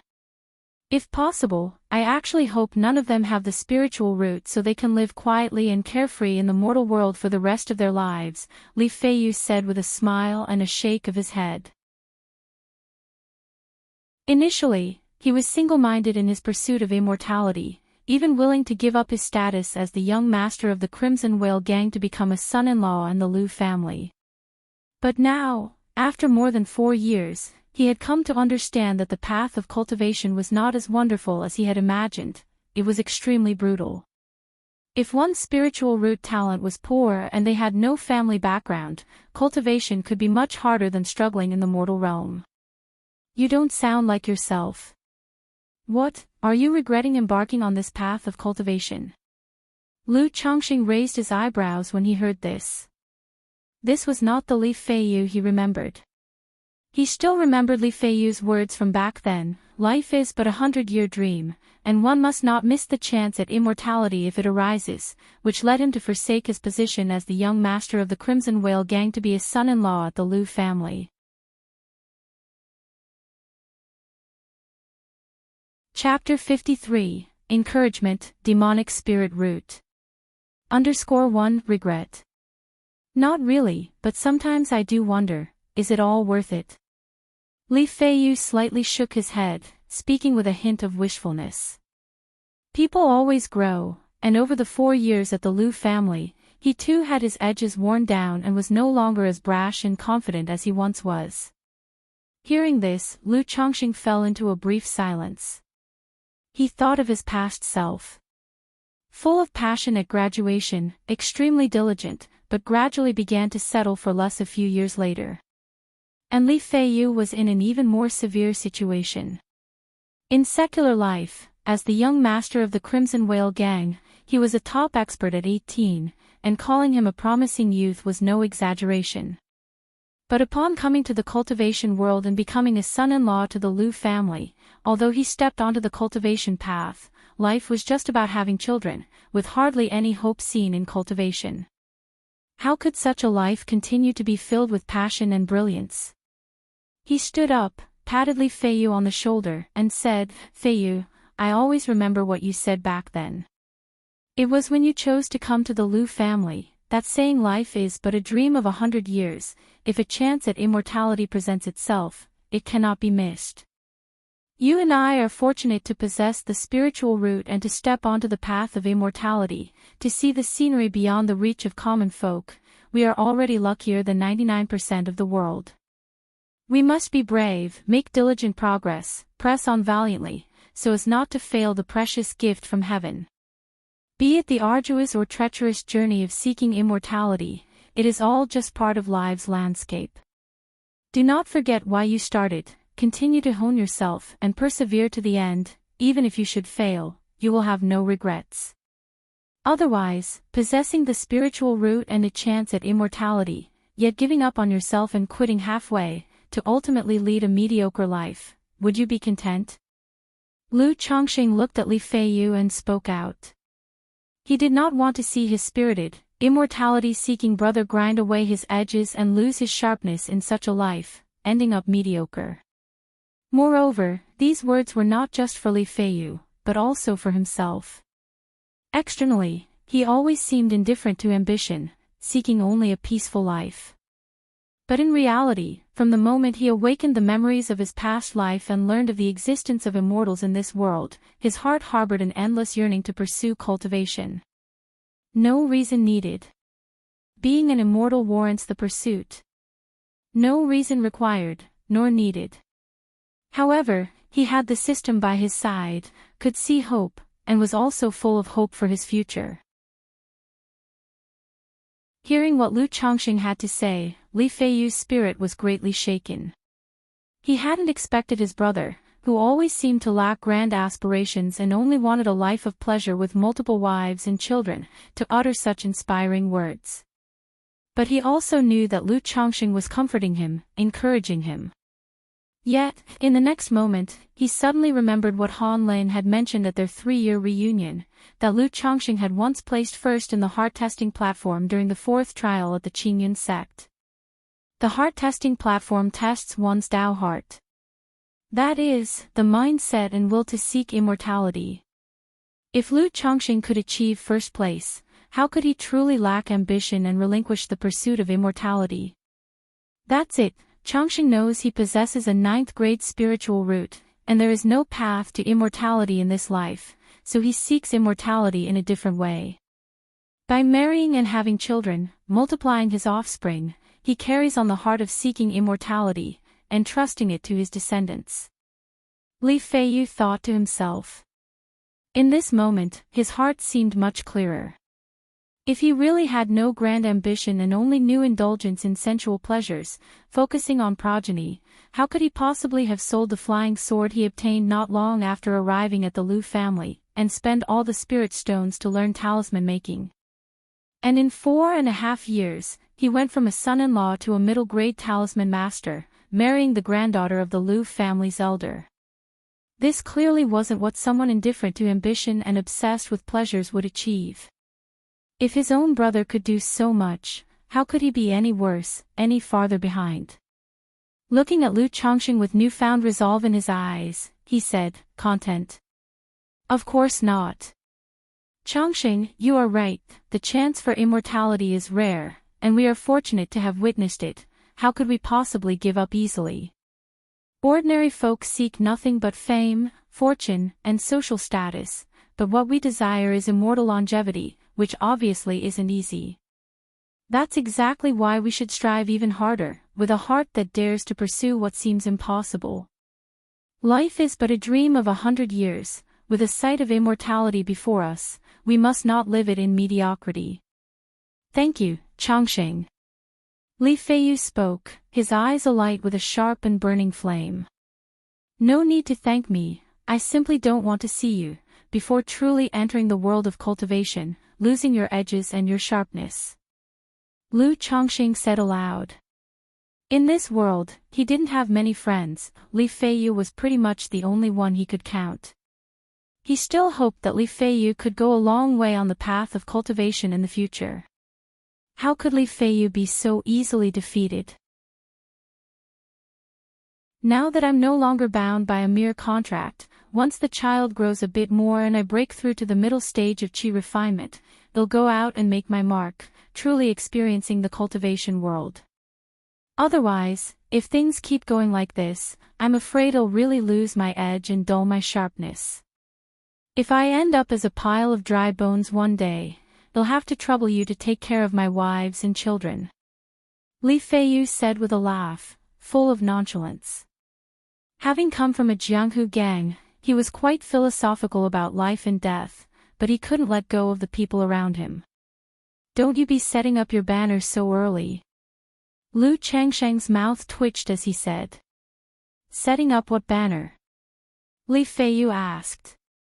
It's nothing, if anything unexpected does happen, I'll take care of your wife and kids myself. Lu Chongqing said with a smile, shaking his head. Li Feiyu didn't take these words to heart and the two continued to catch up on old times. Ever since Lu Chongqing moved to Qingzhou Valley, the two of them really had fewer opportunities to meet and chat. Lu Chongqing also brought out the Bu bamboo wine he had just bought from the fifth elder and shared a bottle with Li Feiyu. After a small drink, Lu Chongqing didn't stay long and went straight back to report Li Feiyu's situation to the fourth elder. The fourth elder was very efficient and had everything sorted out for Li Feiyu the next day, dissolving the contract he had signed with the Lu family before. Thanks to Uncle Fu's arrangements, Li Feiyu chose to become a spiritual butcher due to his expertise in martial arts and blade techniques. A spiritual butcher is much like a regular butcher. One who skins demon beasts, debons them, extracts their marrow, takes their cores, and so on, handling their dissection.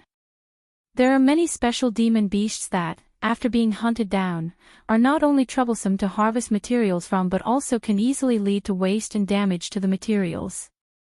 In such cases, they would hire a skilled spiritual slaughterer to handle the dissection and material recovery.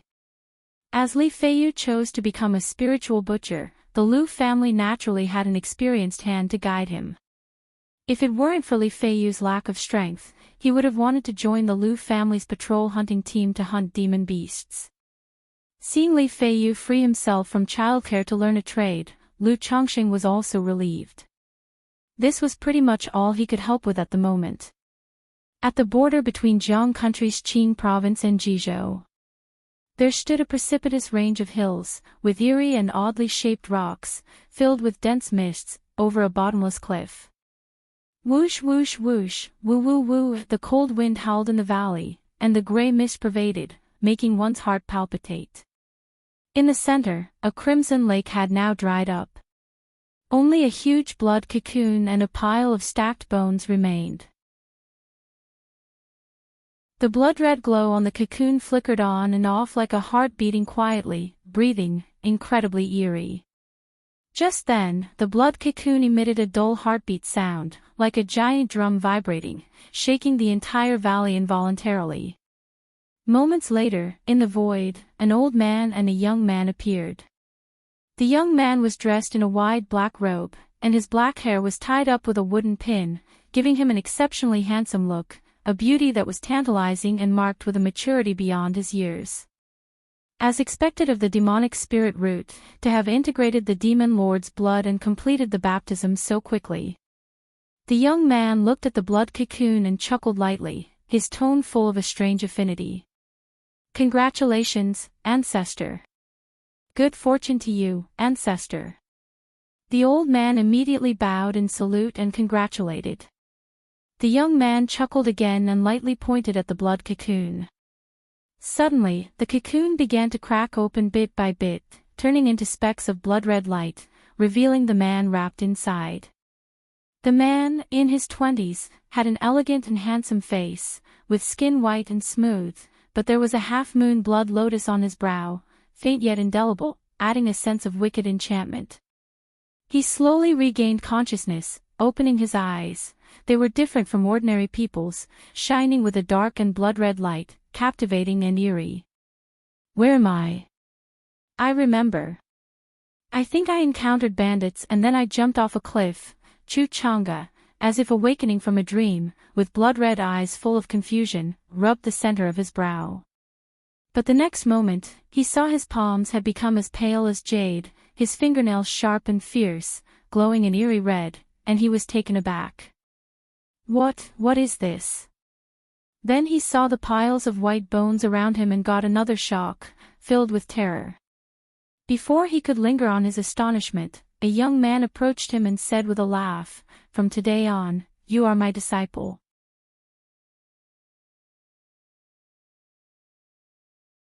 Chapter 54, Only Strength is Eternal. _1 Jiang Country, Qing Province, Zhoushan Mansion.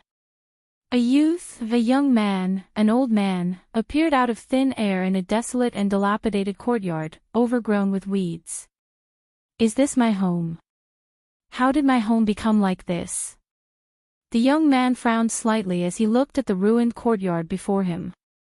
It was clear that this courtyard had been uninhabited for a long time. Chu Chang'e couldn't help feeling a sense of ominous foreboding as he looked at the scene before him. He quickly circled the yard and then ran to the main entrance to confirm that this was indeed his home. Why would my parents move without reason? Even if they moved, they wouldn't just abandon the house like this. Chu Chang'e muttered to himself in a low voice, but a wrenching pain surged in his heart, causing his body to tremble uncontrollably, and his dark red eyes glowed with a bloody light as if they were filled with undried fresh blood. Trying to suppress the throbbing pain in his heart, he ran to the street and asked passers-by what had happened to the Chu family. But the passers-by who saw his blood-red, dull eyes all reacted like startled rabbits, their faces changing drastically in fear as they ran away. Finally, a trembling vendor spoke out. No one knows what sins the Chu family committed, but a year ago, the entire family was murdered. As far as I know, the case remains unsolved to this day. As the words fell, boom! Chu Chang'e felt as if he had been struck by lightning, and his brain seemed to explode. He stumbled and half knelt on the ground, vomiting a mouthful of fresh blood. No, no, no. Impossible, absolutely impossible. He couldn't believe it, mumbling in denial as images of his kind parents, his clever and innocent little sister, floated through his mind. He refused to believe that his parents, his sister, Uncle Sue, and Auntie had all died. But the reality was right in front of him, leaving him with no rationale for explanation. Ah! Chu Chang'e let out a heart-wrenching howl to the sky, his eyes splitting with rage, and tears of blood streamed down his face, full of sorrow. His face twisted in pain, and a crescent moon-like red lotus appeared on his forehead, oozing with blood, allowing strands of bloody aura in his body to run wild, and behind him, the phantom of a three-headed, six-armed figure emerged in blood.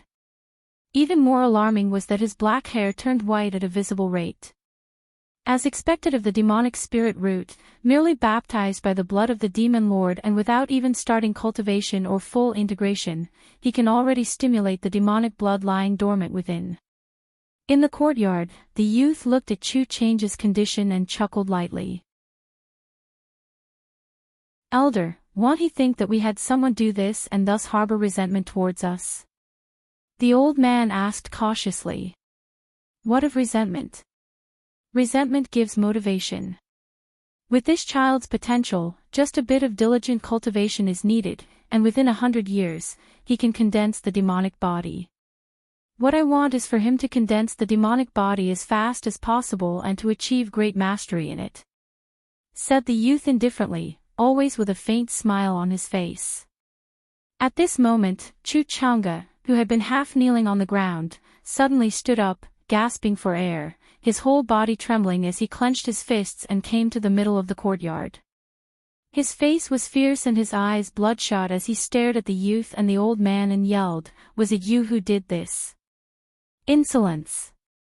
Upon hearing Chu Chang'e's words, the old man immediately rebuked him, exuding a majestic aura that made Chu Chang'e feel as if he was carrying a great weight, and he knelt down with a thump, struggling to breathe. The youth waved his hand and looked at Chu Chang'e, saying, "Today, as your teacher, he'll teach you your first lesson. Don't be impulsive in anything you do. Think thrice before you act. What is the significance of you questioning me so impulsively? What difference does it make whether it was me or not me? Acts like yours are foolish.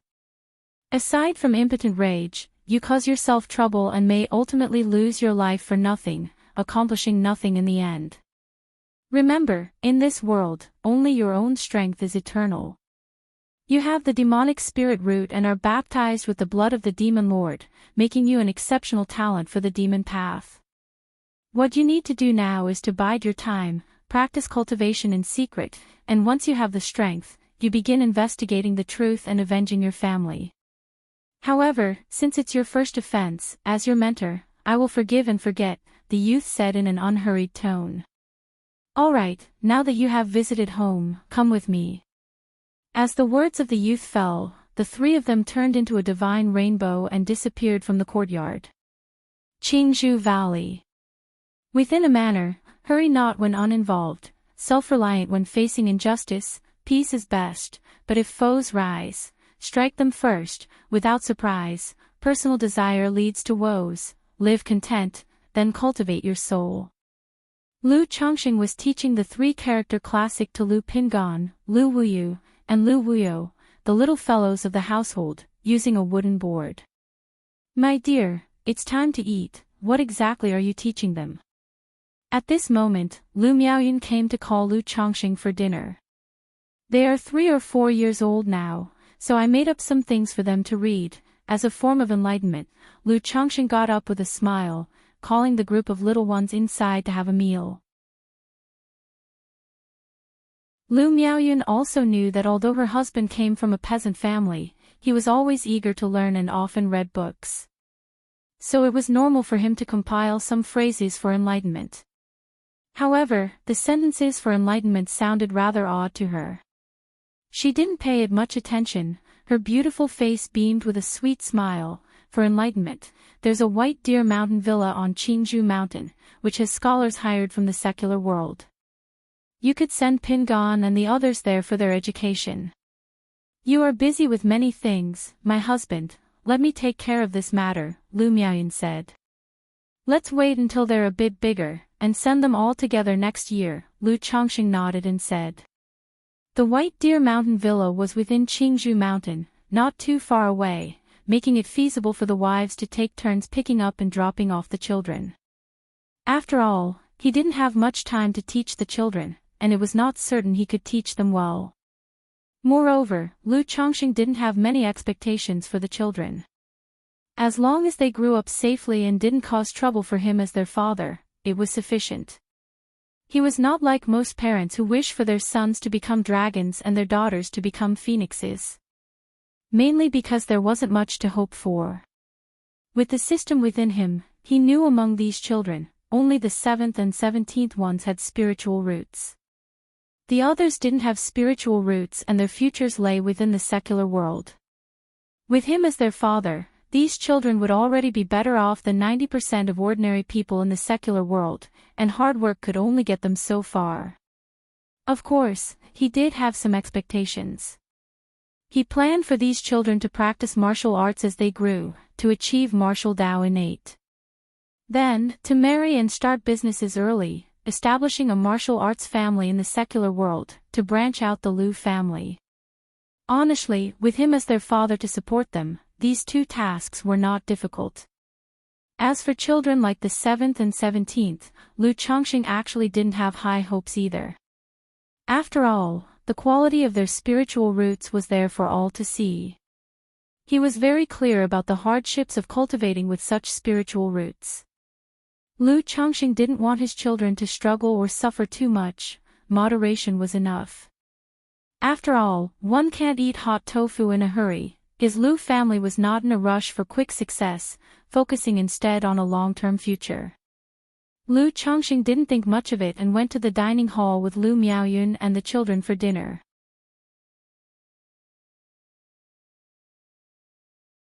Chapter 55, Emerald Bamboo Rice, Metaphysics. _1 In the middle of the dining hall, a large revolving round table was set up to seat the entire family. Of course, the children were still young and did not sit at the table. When they grew older, or should there be more wives and concubines, there would not be enough room. Husband, this emerald bamboo spirit rice was cooked for 3 hours with spiritual fire by Shaoqing. Try it and see how it tastes, said Miaoyun as she carried a small wooden barrel crafted from emerald bamboo spirit wood to serve Chongqing a bowl of rice. As Chongqing sat down at the head of the table, Lu Miaoyun scooped a bowl of rice for him from a small jade-green bamboo barrel. Each grain of rice in the bowl was vividly green and crystal clear, resembling beads of agate or jade, emitting a refreshing bamboo fragrance that tantalized the appetite. Chongqing took a bite and immediately savored the lingering taste in his mouth. After 2 more bites, he commented, "This is indeed first-grade spirit rice. The flavor is truly good. You all should try it too," Chongqing said to his wives and concubines. This emerald bamboo spirit rice had just been delivered by the Lu family the day before. It was one of the benefits given to him for his promotion to middle-grade talisman master. After becoming a middle-grade talisman master, his basic benefits did not change much. In addition to the standard monthly allowance of 10 spirit stones, 30 caddies of spirit rice, and a bottle of yellow dragon elixir, he now received an extra 20 caddies of emerald bamboo spirit rice, a special product of the Lu family. The emerald bamboo spirit rice, with every grain resembling jade, not only contains rich spiritual energy and tastes sweet but also has the effect of nurturing the body, cleansing impurities, and purifying flesh and blood over long-term consumption. Ordinary grains and vegetables inevitably leave impurities settled within the body. That is why cultivators usually consume spirit rice. Emerald bamboo spirit rice is a step above ordinary spirit rice and is considered first-grade spirit rice. Even for the Lu family, the annual yield is limited.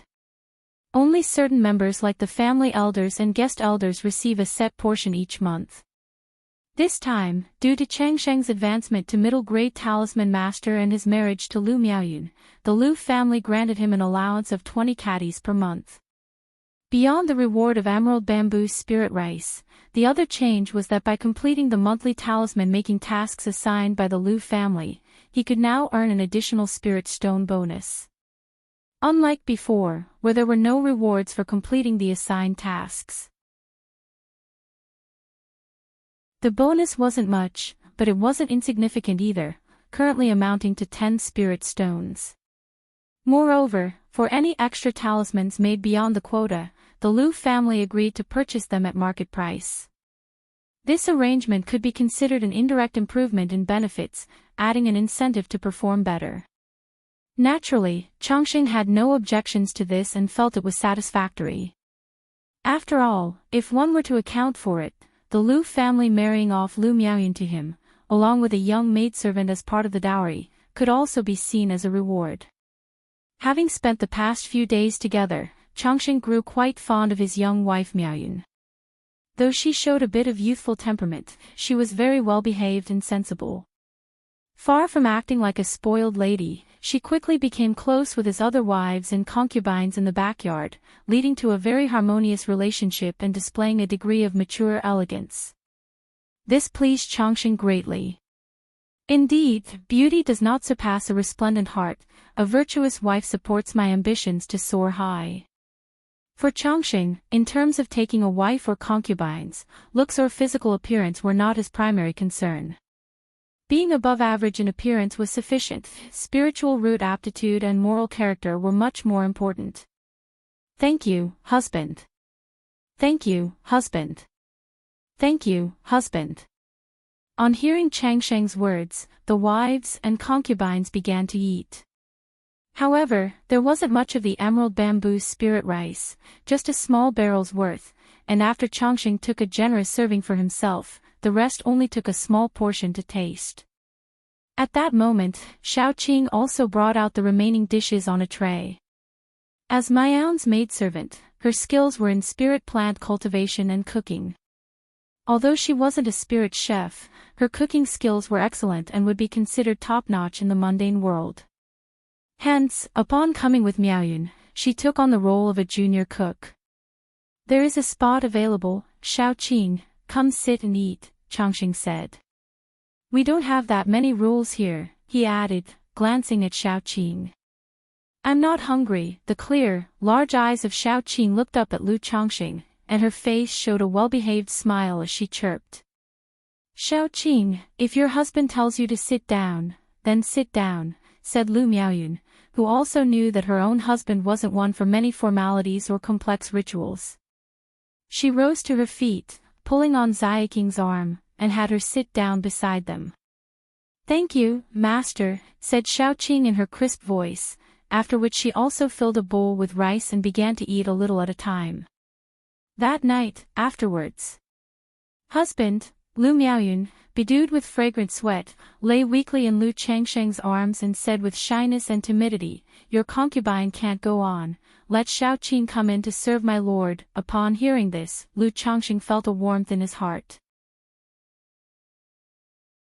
His little charming wife was indeed considerate and well-behaved. It's all right, let your husband cherish Yuner first. Lu Changsheng pinched his wife's cheek and then climbed on top again. Time flew quickly, and in the blink of an eye, more than a month had passed.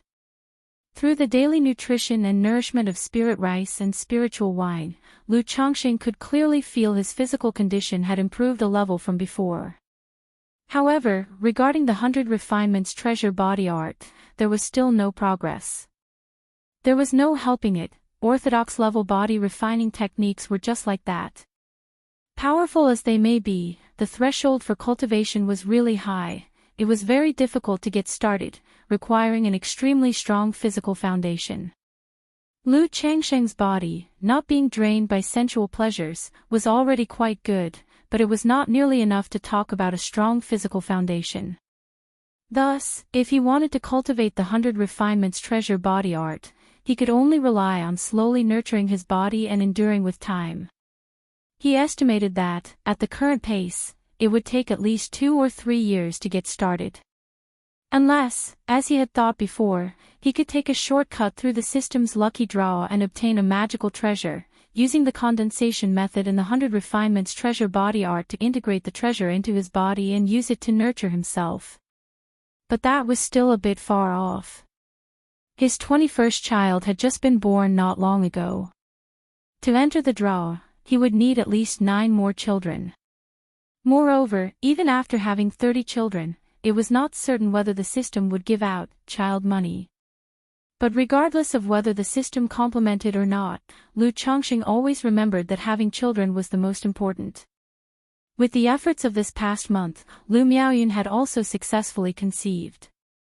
Although it was said that when a female cultivator becomes pregnant, it damages the vital essence and greatly hinders cultivation, the higher-ups in the Lu family were all delighted to hear it. Because in the eyes of the Lu family's upper echelons, the more children the two had, the more stable the marriage would be, and the more firmly Lu Chongqing would be tied to the Lu family. Lu Chongqing was also very happy. With Lu Miaoyun possessing a 7th grade spiritual root, there was a great chance that their children would have spiritual roots. Especially with the example set by Chu Xinjin, he had high expectations for the child in Lu Miaoyun's womb. After Lu Miaoyun became pregnant, the family head Lu Yuanding and the 4th elder both sent over nutritional supplements. In the cultivation world, there was a rather mystical belief. If a mother's environment during pregnancy was good, with ample nutrition and sufficient spiritual energy to nourish the fetus, then the probability of the child having a spiritual root, and the quality of that root, would be higher. Whether this was true or not was difficult to verify. But now that he had the means, Lu Chongqing was willing to believe in this mysticism. He took out some of his spirit stones, enabling his wives and children to eat spirit rice and spirit vegetables every day. In the past, the 30 caddies of spirit rice provided by the Lu family every month were simply not enough for his entire household. He was the priority receiver. His wives and children could only occasionally eat spirit rice and vegetables. But now, there had been a small improvement in the perks and benefits provided by the Lu family. Coupled with the stable income from talisman sales through Hong Yi and the profits from Bullhead Mountain, Lu Chongqing could finally afford to improve the dietary conditions for his wives and children.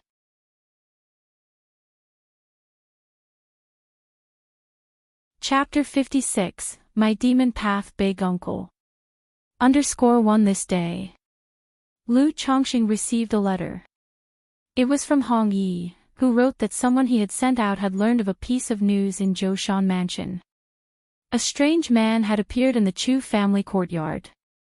According to his investigation, there was a high probability that this man was Chu Chang'e, because someone there recognized Chu Chang's appearance.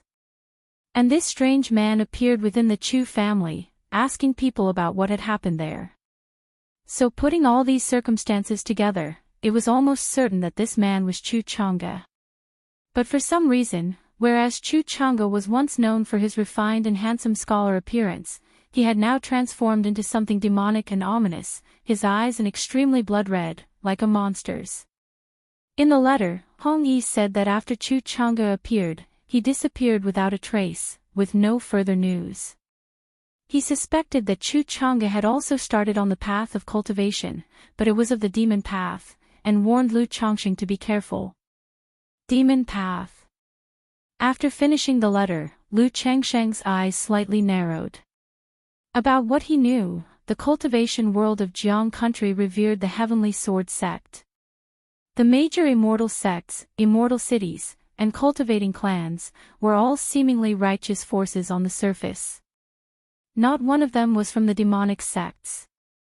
Thus in Jiang country, there was no fertile ground for the existence of demonic path cultivators.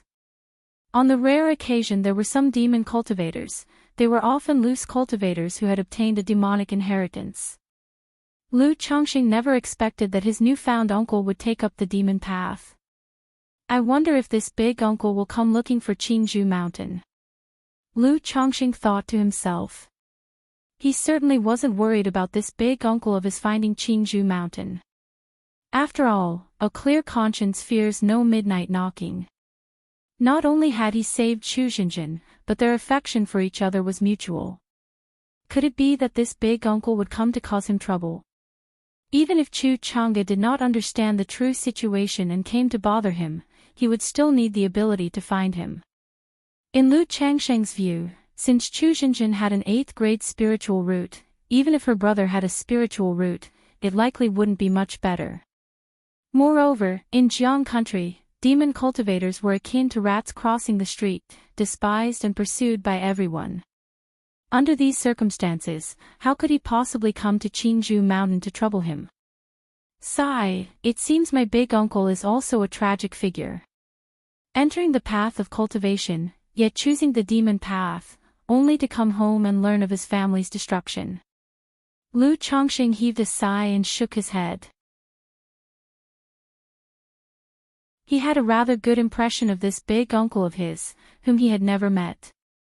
Because over the past year and more, Chu Xinjin had told him many things from their childhood. Among these, she often mentioned this inexpensive big uncle. According to Chu Xinjin, her brother, though always studying and not one to smile or speak much, preferring to preach lofty principles, was not a rigid person. He was very affectionate towards his little sister and often helped her clean up her messes, even hiding them from their parents when she made mistakes. I won't tell Xinjin about this for now, so she doesn't worry. If I had the capacity to help in the future, I might indeed lend a hand to this big uncle, of course, that is if he's still alive. As for now, forget about it. Lu Chongqing took a deep breath and let it out long, not dwelling further on this matter. At present, he was merely a weak qi refinement 3rd level cultivator, barely surviving in Qingzhou Mountain. This big uncle of his, he couldn't really help at the moment, nor did he want to trouble himself with caring. He then replied to Hong Yi with a letter, telling him not to inquire into Chu Chang's whereabouts anymore. Otherwise, if they got involved with a demon cultivator, it would be another hassle. That night. Afterwards. Chu Zenshin's cheeks were scarlet, her face flushed, her eyes dazed with enchantment as she slowly came back to her senses. She punched Lu Chongqing with her small fist and scolded, "You're terrible, forget about the 3 of us attending to you again, you only know how to bully people." Lu Miaoyun, on the other hand, was embarrassed like an ostrich tucking into its blanket, while Xiao Qing, though somewhat shy, was relatively more composed and continued to attend to Lu Chongqing. "Ha, isn't it rare though? Look, your Yuner isn't saying anything," Lu Chongqing chuckled. "Husband, please, no more, it's so embarrassing." Lu Miaoyun buried her head in the blanket, her voice muffled and breathy. Half a month later. "Husband, I've completed drawing breath into the body and have become a cultivator." This day, Chu Xinjin, with a gold hairpin and pendant on her head, and dressed in a pink and white skirt, approached Lu Chongqing with a face full of joy and excitement to report the good news. After spending more than a year in Qingzhou Mountain, the baby fat on her face had faded, her naive charm had retreated, and her tender figure had become much more alluring. On her pure and lovely face, a few traces of the charm of a wife and a mother have emerged. My Xinjin has broken through to Qi refinement 1st level. Upon hearing this news, Lu Chongqing was very happy. Since his wives possessed spiritual roots, he naturally hoped that they would all embark on the path of cultivation and accompany him for a bit longer. Leaving aside the future possibilities of becoming his supporters, at the very least, cultivation would benefit their health in many ways. The reason Chu Xinjin had only now broken through to the first level of qi refinement was that pregnancy, nurturing, and body recovery had delayed her cultivation. Otherwise, in Qingzhou Valley, with access to a second-grade spiritual vein and even without cultivation resources, she would have already achieved this breakthrough long ago. Looking at the little wife in front of him, whose every frown and smile was captivating, Lu Chongqing couldn't help but pull her into his arms and said, "To celebrate my Xinjin becoming a cultivator, let your husband reward you handsomely." Even though she was already a mother, Chu Zhenqin's shy nature had not changed. Upon hearing these words, she immediately blushed deeply, her heart filled with embarrassment.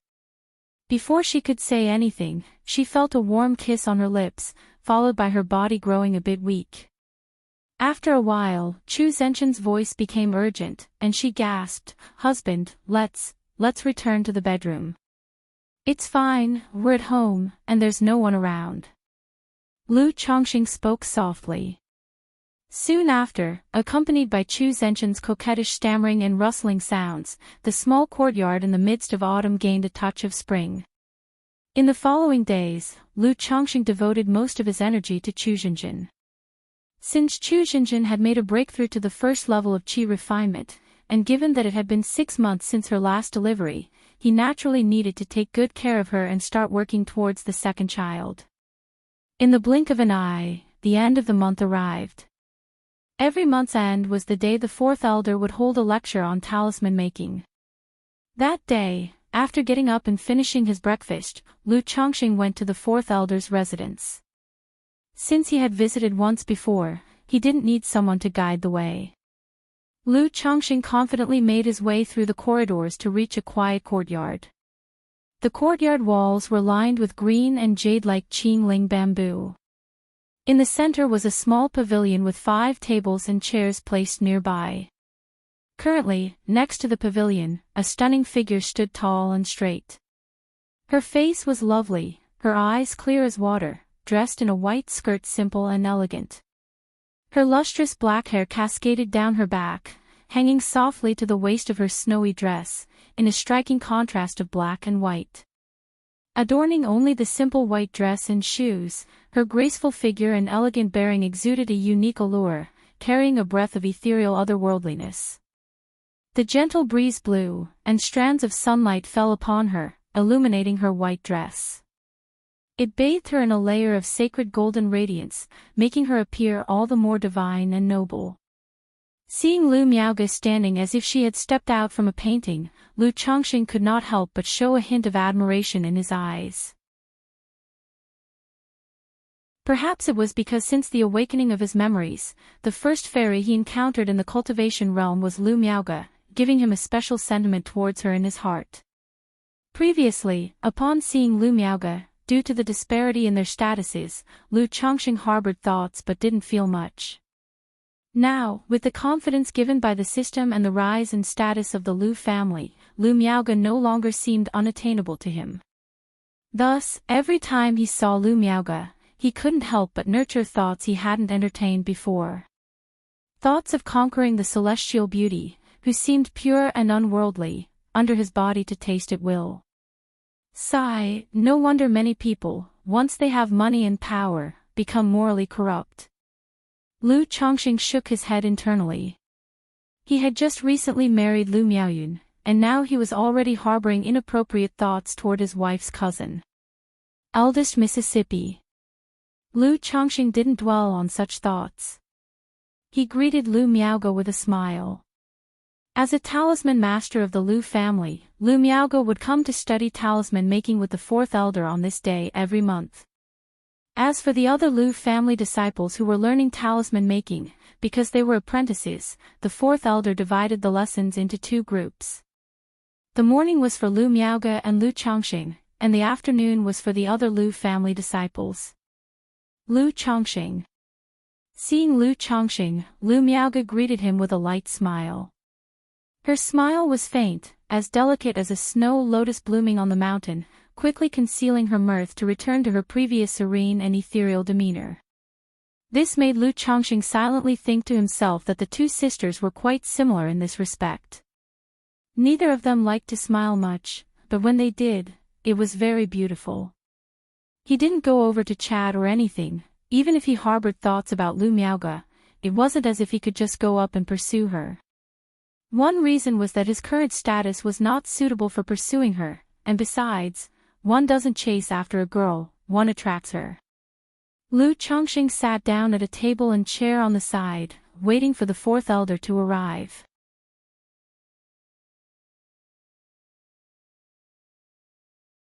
Chapter 57, Taking a Talisman Making Class with the Young Miss. _1 It wasn't long before the fourth elder arrived in the courtyard. Her hair was coiled elegantly atop her head, with streaks of silver among the black, and she was dressed in a bluish-brown dress, making her look every bit the dignified and graceful lady of high status. Grandmother. Great-aunt. Lu Chongqing and Lu Miaoge immediately made a formal bow with hands clasped to the fourth elder. There's no need for so much ceremony, please sit. The fourth elder showed a warm and kind face as she waved her hand. Then turning to the two, she spoke, Chongqing, Miaoge, show me the talismans you've been practicing most recently. Upon hearing this, both brought out their talisman-making tools and began drawing talismans. Lu Chongqing was still working on the fire cloud talisman he had first revealed. After all, when he had first revealed himself to be a first-grade middle-grade talisman master, his success rate had only been about 10% to 20%, so naturally he still needed to practice. The fourth elder glanced at the talismans being drawn. Seeing Lu Chongqing's steady wrist and confident strokes as he sketched the fire cloud talisman, she couldn't hide a look of surprise. Following, under the watchful eyes of the fourth elder, Lu Chongqing successfully completed the drawing of the fire cloud talisman. Chongqing, you must have a success rate of around 60% to 70% when drawing the fire cloud talisman now, right? After watching Lu Chongqing's progress with the fire cloud talisman, the fourth elder exclaimed with a face lit up by a trace of pleasant surprise. Lu Miaoge, who was at the side drawing her talisman, trembled slightly in her fair wrist upon hearing this, resulting in the failure of the talisman she was working on. Then she turned her bright eyes towards Lu Chongqing. Her delicate face expressed clear astonishment. She was well aware that it was just 2 months ago that Lu Chongqing had achieved the status of a first-grade middle-grade talisman master. In just 2 months, he had improved his success rate with the first-grade middle-grade fire cloud talisman to 60% to 70%. Such talent in talisman making was truly terrifying. She couldn't help recalling 3 years ago when Lu Chongqing became a talisman-making apprentice, and she had accompanied Uncle Fu to assess him. She had recognized then that Lu Chongqing's talent for talisman making was higher than her own. But she had never expected, Lu Chongqing's talisman making talent was even greater than she had thought, so much greater.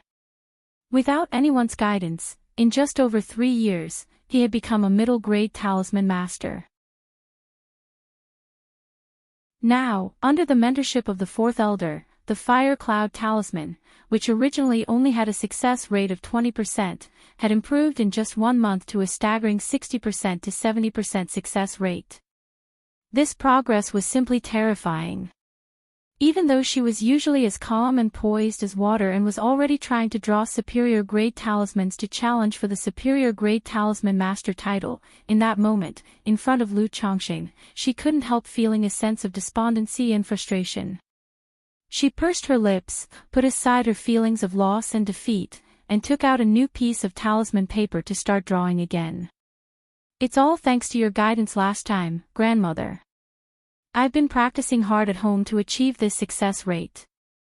Lu Chongqing answered with a nod. He was unaware that his behavior had caused Lu Miaoge to feel frustrated. This display of talent with the fire cloud talisman was something he had planned in advance and was part of his strategy. He wanted to make use of the pretext of the fourth elder's guidance to accelerate the unveiling of his own talents in talisman making. Excellent, excellent, that's very good. Grandmother can see that you're fairly proficient with the fire cloud talisman. It's just during the transitions, the drawing of the talisman lines is not quite smooth enough with spiritual power. However, with more practice and familiarity in your daily routine, that should improve. The fourth elder said, praising Lu Chongqing after hearing his words. She continued to address Lu Chongqing, then today, grandmother will teach you how to draw the windwalking talisman. The windwalking talisman, like the fire cloud talisman, is a first-grade middle-grade talisman. In terms of difficulty, it's slightly more challenging than the fire cloud talisman. Thank you, grandmother. Lu Chongqing spoke respectfully. He had no preference over which talisman to learn or practice, and simply followed the fourth elder's arrangements. One reason was that he did not care much, another was that it was part of the terms of the spiritual contract with the Lu family. He had to follow the Lu family's arrangements and practice the respective talismans. The windwalking talisman is different from the fire cloud talisman. It emphasizes softness, not just in the brushwork but also in the output of spiritual power, carrying a sense of roundness. A critical point with the windwalking talisman is that every time you reach a turning point, the brushwork should be light and smooth, and the spiritual power must be continuously bounced out in a gentle stream. The fourth elder explained the essentials of the windwalking talisman to Lu Chongqing. She then drew a windwalking talisman on the spot, allowing Lu Chongqing to sense the fluctuations of spiritual power on it and to imitate the lines drawn upon it. Yes, grandmother. Seeing this, Lu Chongqing nodded and picked up a stack of blank papers from the table to familiarize himself with the talisman lines. When starting to draw a new talisman, it is common to practice drawing talisman lines on blank paper first, before trying to create it on real talisman paper. Starting directly with talisman paper would generally be wasteful, as failure was almost certain at that stage. Of course, for someone exceptional like Lu Chongqing, it was a different case. But in front of the fourth elder, he naturally still presented himself as earnestly learning. Then, the fourth elder turned her attention towards Lu Miaoge, who was in the process of talisman making, only to see that Lu Miaoge's talisman had failed again. Knowing that Lu Miaoge was still unfamiliar with the talisman she was drawing, the speaker outlined the key points. Miaoge, the golden light barrier talisman values firmness as the main aspect, with softness as a supplement. The strokes must be soft, yet firm, and the output of spiritual power must also be strong and powerful. When you make the first stroke, your touch and spiritual power should be like cotton wrapped around iron.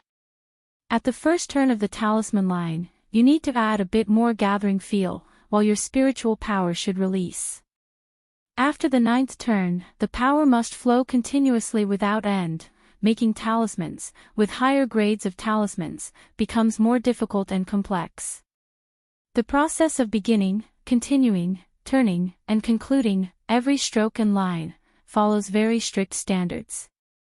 Just the technique of making the initial stroke includes a great deal of specifics, such as being robust and powerful, firm yet soft, soft yet firm, a combination of strength and gentleness, and so on, extremely complex. Like the golden light barrier talisman that Lu Miaoge was drawing, it is a superior grade first grade talisman, very complex, and a notch above middle grade talismans. Yes, fourth grandmother. Hearing this, Lu Miaoge nodded, her delicate features showing a concentrated expression as she continued to lean over and draw the talisman. But halfway through, the talisman paper emitted blue smoke, signifying failure. Miaoge, when you were tracing the talisman lines, your stroke was too forceful, which clashed with the spiritual power, leading to failure. Come, feel my spiritual power, the force. The fourth elder pointed out the mistake. She immediately took hold of Lu Miaoge's hand and slowly drew out the golden light barrier talisman. Lu Chongqing also glanced over in their direction. He could see that the fourth elder was indeed skilled in talisman making. At the very least, she was very familiar with the golden light barrier talisman. Otherwise, it wouldn't be possible to guide someone like this in drawing a talisman. Miaoge, using that sensation, try again. After the fourth elder led Lu Miaoge through the completion of the golden light barrier talisman, she spoke. Yes, grandmother. Lu Miaoge nodded gently and then tried drawing it again. But she failed again halfway through the process. Seeing this scene, the fourth elder didn't say anything. She simply encouraged, "It's okay, just practice more, familiarize yourself with it a few times, and you'll be fine." For a talisman master, this was quite normal. If it was possible to succeed after just a few attempts, then becoming a talisman master wouldn't be that difficult. After a while, seeing that Lu Changxing was also nearly familiar with drawing the windwalking talisman, the fourth elder said to him, "Come, Changxing, draw a windwalking talisman for me to see." "Yes, grandmother." Upon hearing this, Lu Changxing also began to demonstrate drawing the windwalking talisman. But he failed as well, around 1/5 of the way through. He was talented, but he was not freakishly so. If he succeeded after only 1 or 2 attempts, it would have been too astonishing and potentially problematic. Your hand is very stable, and your strokes are steady, but just now, your spiritual power was a bit rushed. At this step, your hand needs a touch of looseness, and your spiritual power should gently envelop the stroke. Come, feel my spiritual power, the force. After watching Lu Changxing finish drawing, the fourth elder remarked. She immediately approached and took hold of Lu Changxing's hand, guiding him stroke by stroke as they slowly completed the windwalking talisman together. Although there were concerns about physical contact between men and women, for the fourth elder, Lu Changxing was just a junior, and her granddaughter's future husband, and so such concerns were not considered important. Through this process, Lu Changxing could clearly feel the force and flow of spiritual power coming from the fourth elder's palm.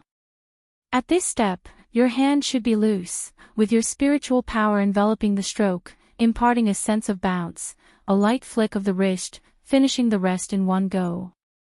Try again. In a kindly tone, the fourth elder instructed Lu Changxing, then let go of his hand.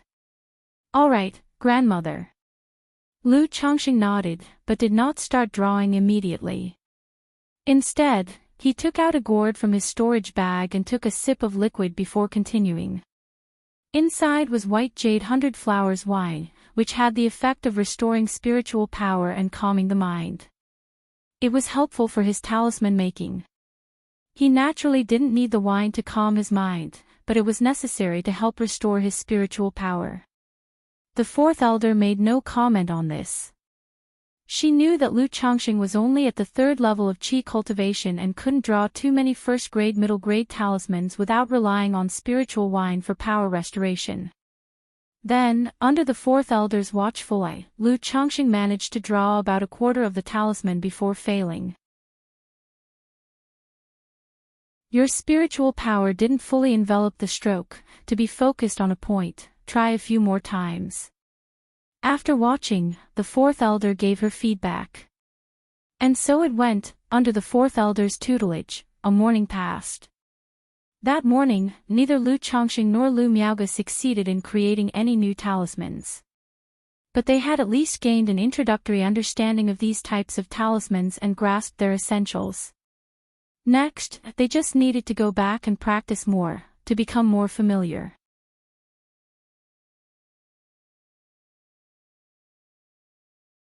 Chapter 58, Chu Zhenqian's second child, Breakthrough Elixir. One time flew by, and in the blink of an eye, more than half a month had passed. Chu Zhenqian, who had been receiving special attention from Lu Changxing, ran to him and said, "Husband, I think I am pregnant." "Pregnant? Let me see." Lu Changxing, hearing this, was overjoyed and placed his head against Chu Zhenqian's belly. Of course, at this time, there were no fetal movements yet. But as a cultivator, Lu Changxing could faintly sense the new life being nurtured within her stomach. Good, good, good, indeed you are pregnant. Come here, Zhenqian, let your husband give you a kiss." Seeing that Chu Xinjin was pregnant, Lu Changsheng's mood soared. He caressed his delicate wife's cheek and kissed her tender lips fiercely. In the courtyard, there were other sisters present. They couldn't help but cover their mouths and giggle at the scene, leaving Chu Xinjin blushing. Feeling slightly embarrassed and annoyed, she gave her husband a playful punch. Her fair and charming face was flushed red with shyness, utterly irresistible. Yet this hint of girlish shyness, coupled with Chu Zhenjin's charm as a wife and mother-to-be, was both pure and enticing. It set Lu Changsheng's heart ablaze, making him wish he could take his lovely wife right then and there. However, seeing how happy her husband was, Chu Zhenjin's blushing face also revealed a smile of pure happiness and contentment. Now that both Lu Miaoyun and Chu Xinjin were pregnant, Lu Changxing felt extremely contented, feeling that life was becoming ever more promising. He looked forward eagerly to the birth of his children by the two delicate wives. He also thought of the two beloved concubines who hadn't been pregnant yet, and a maidservant with a spiritual root. But since Lu Miaoyun was only a little over a month pregnant, he wasn't in a hurry for the maidservant Shuqing to become pregnant. After all, if a maidservant became pregnant around the same time as his wife, it wouldn't be quite appropriate, it might seem like a competition for favor. Although Lu Changxing himself didn't really care. But after all, they were in the Lu family, and it was better to be cautious. Therefore, he planned to focus his attention on the two favored concubines next. Regarding these two concubines, Lu Changxing was also somewhat curious. If they were to get pregnant and have children, he wondered if the children's hair and eye colors would resemble his own or their mother's. In the blink of an eye, it was the end of the month, the day the fourth elder taught talisman making. When the fourth elder inspected the progress of Lu Miaoge and Lu Changxing on their talismans, Lu Changxing directly took out a windwalking talisman he had drawn and said to the fourth elder, "Grandmother, I successfully made the windwalking talisman yesterday." "What? You made the windwalking talisman?" The fourth elder, upon hearing this, was initially stunned.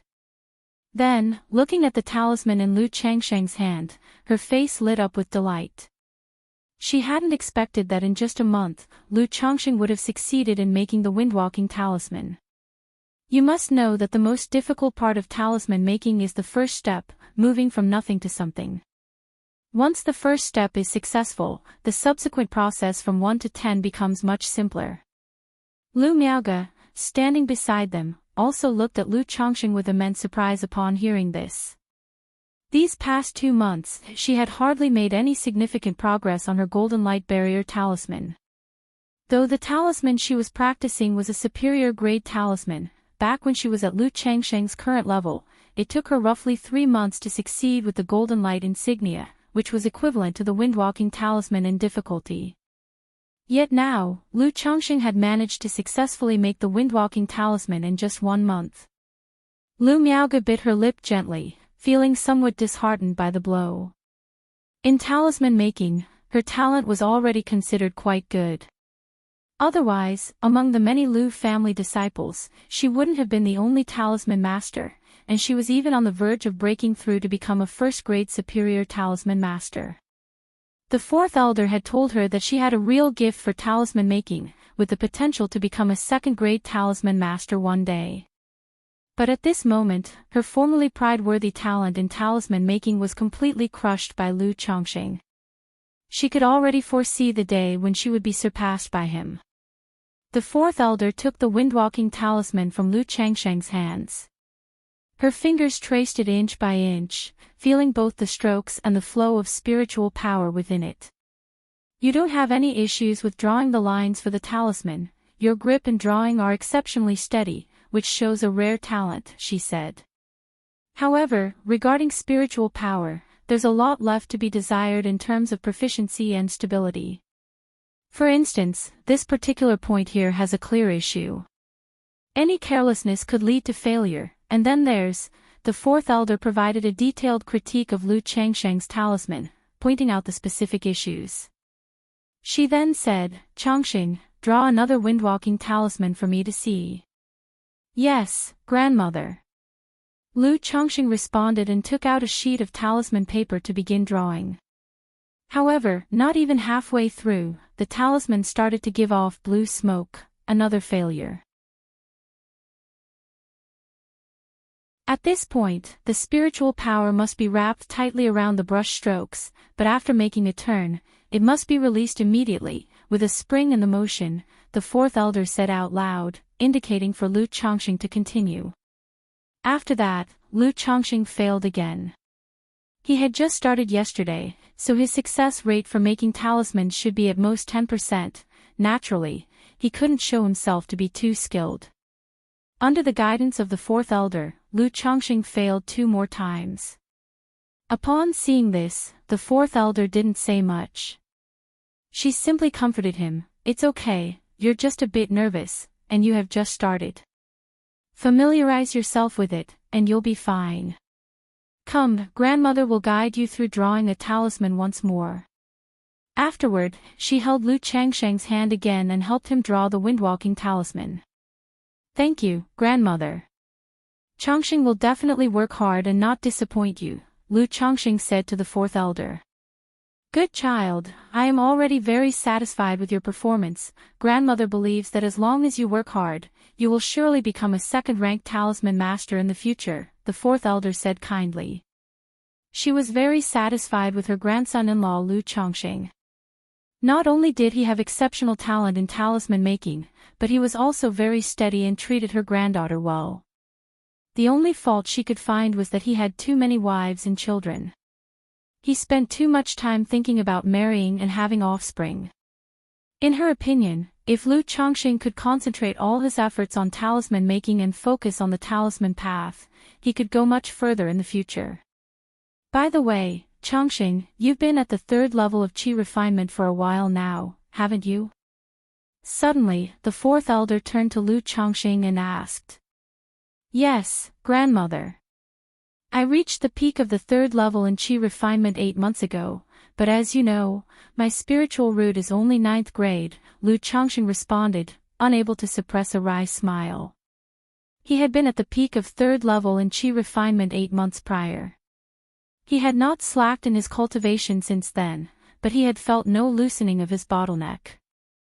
With lower-grade spiritual roots, each bottleneck was a barrier.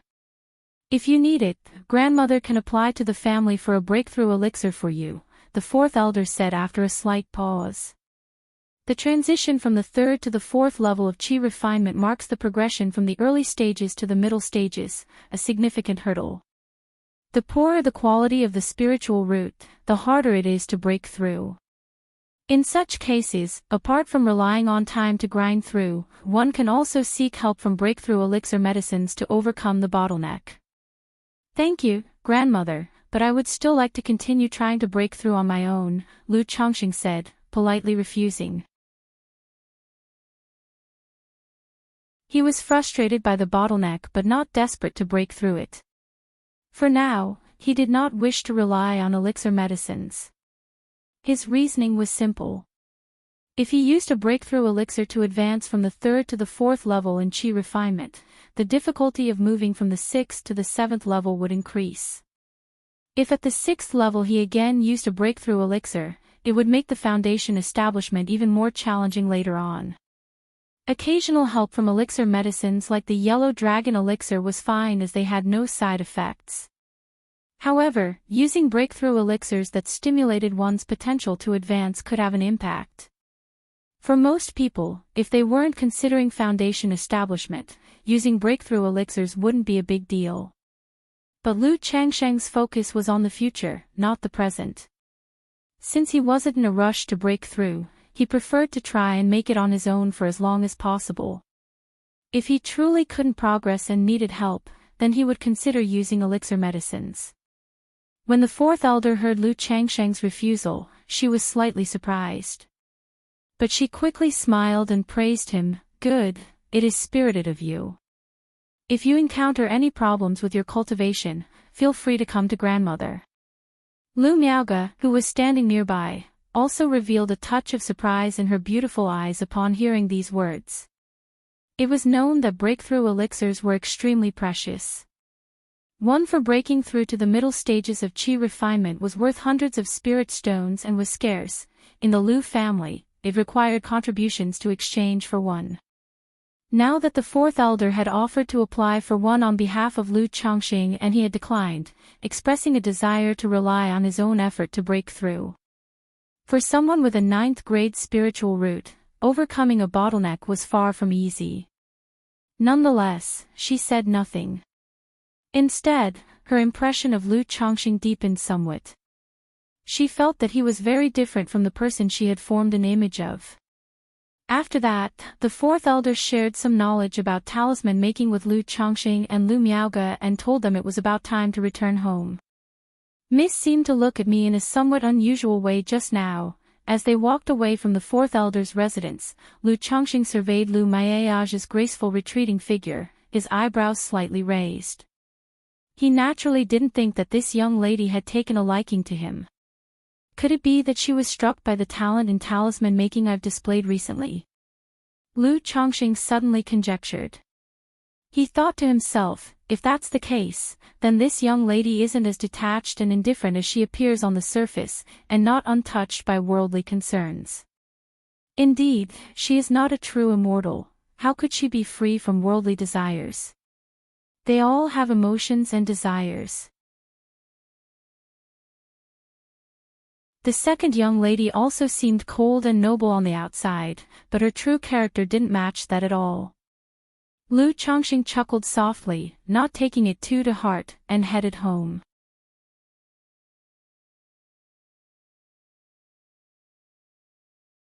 Chapter 59, 8th Grade Spiritual Root, 6th Lottery Draw _1 time flew by. That day, Lu Changsheng's 22nd child was born. Like most children, he was without a spiritual root. Now, for a child to be without spiritual root, Lu Chongqing had grown accustomed to it, completely without expectation. If the child had a spiritual root, it would be a pleasant surprise. However, surprises like that tend to arrive so suddenly, so unexpectedly. 1 month later, when Lu Changsheng's 23rd child was born, he was seized by a deeply mystical tremor. It was the tremor of the child having a spiritual root. Moreover, this particular tremor gave him an indescribable sense of mystery throughout his body. It gave Lu Chongqing a premonition. His spiritual root had advanced. With the addition of this child's spiritual root, his own had risen from a 9th grade to an 8th grade. At that instant, a system notification sound rang out. Congratulations to the host for the birth of 3 children with spiritual roots, receiving 1 lottery draw opportunity. Good, good, good. The tremor from the improvement in spiritual root and the system notification sound filled Lu Chongqing with immense joy and excitement. He had not expected that, with no expectations whatsoever, this child would possess a spiritual root and elevate his own to the 8th grade. And, at the same time, the system had come through with a bonus of child money. Such unexpected and surprising good fortune, or really 2 instances of such surprises, filled him with unstoppable excitement and joy. Husband, what's wrong? His wives, unaware of what had happened to Lu Chongqing, didn't understand why he suddenly appeared so joyful. Lu Chongqing realized that he had gotten a bit carried away with excitement. Mainly because the surprise had come so unexpectedly, so suddenly, that he hadn't managed to keep his composure. An issue with talisman that had troubled me for quite a while just suddenly became clear to me, so I got a little excited for a moment, he said with a smile. Congratulations, husband. Congratulations, husband. Congratulations, husband. Hearing his words, several of his wives also showed smiling faces, voicing their congratulations, without any suspicion or further thought. What's there to congratulate? Our Lu family has been blessed with another son, that's the true cause for celebration, said Lu Chongqing, waving his hand. Internally, he couldn't help but think that he still needed to temper his state of mind further, to be unshaken even if Mount Tai crumbled before him. Otherwise, if such situations became more frequent, it would be easy for others to detect something amiss. He walked into the birthing room, immediately spotting the midwife holding a swaddle. "Congratulations, young master, it's a girl," the midwife said to Lu Chongqing. "A girl, eh? That's good too, considering the previous two were boys," Lu Chongqing remarked, unfazed. He didn't have a strong preference for sons or daughters. He took the child from the midwife's arms. Perhaps because he had become a cultivator, had been practicing the immortal beauty technique, and due to the improved conditions for the child's mother during pregnancy, the child looked much cuter than an ordinary newborn, not as wrinkled. Even knowing that this child possessed a spiritual root, Lu Chongqing was very happy inside, but he didn't show it too obviously or distinctly at that moment. After looking at the child for a while, Lu Chongqing left and went to his study. The child's birth this time has prompted the system to give child money, indicating that the achievement of having a number of children with spiritual roots is different from the achievement of total number of children, he thought to himself. That's to be expected. The difficulty of having children with spiritual roots is noticeably higher. I wonder what the next number will be, 5. Or perhaps 10. Lu Chongqing pondered. He didn't dwell on it. If he fixated on such things, setting expectations in his heart would only make it easier to be disappointed. It was better to let things take their natural course. After all, even if the system didn't bestow child money, he would still want this child. Immediately, Lu Chongqing began the part he was most looking forward to. "System, I want to draw a prize." Instantly, a pale red virtual prize will emerge. "I wonder what I'll get this time, hopefully a magical treasure." Gazing at the prize will before him, Lu Chongqing took a deep breath. Due to the 100 Refinements treasure body art, he now had a particularly strong desire for magical treasures. He wanted to see if he could get a magical treasure directly from the system will to practice the 100 Refinements treasure body art. After all, cultivation techniques could give him all kinds of strange and wonderful abilities. But as long as a magical treasure was decent enough, it would suffice for practicing the 100 Refinements treasure body art. Start the draw. With a thought, golden light began to spin on the pale red wheel. After waiting 5 seconds, the wheel gradually slowed down. Under Lu Chongqing's slightly nervous and anticipatory gaze, the golden light settled on other. Ding! Congratulations to the host for obtaining the goo insect peach blossom goo. The reward has been sent to the system space, and the host can check it at any time. A pattern resembling a butterfly with 2 peach blossom petals emerged from the big wheel, accompanied by a system notification sound. A goo insect, peach blossom goo. Lu Chongqing was somewhat surprised to see this reward. He wasn't too disappointed at not getting the cultivation technique or magical treasures he wanted. After all, he had been disappointed so many times before. A lottery drawing like this, how could it possibly go according to one's wishes? The days ahead were long, and there would be plenty of chances to draw prizes. As long as he worked hard, he would eventually get the rewards he wanted. He looked at the peach blossom goo in the system space. Goo insect, peach blossom goo, quality, sky spirit goo, description, a peculiar goo created by the peach blossom Immortal, a cultivator of goo arts. It can improve the host's skin and enhance their charisma, creating an extremely attractive appearance to the opposite sex, and it can also increase the host's fortune in romantic affairs. Lu Chongqing didn't know much about goo insects. He only knew that among the various arts of cultivation, there were factions similar to beast taming, such as poison goo, corpse refining, ghost nurturing, and so on. He hadn't really looked into this particular area. But, trusting the system, and seeing the word sky spirit goo along with the description of its effects, he felt that this peach blossom goo was not ordinary. It was definitely an exceptional goo insect. First the immortal beauty technique, and now this peach blossom goo. Does this mean that in the future, I'm destined to rely on my looks to live a life of ease? Lu Chongqing smacked his lips. Having experienced the changes brought on by the immortal beauty technique, he was quite looking forward to the effects of the peach blossom goo and thought it was very good.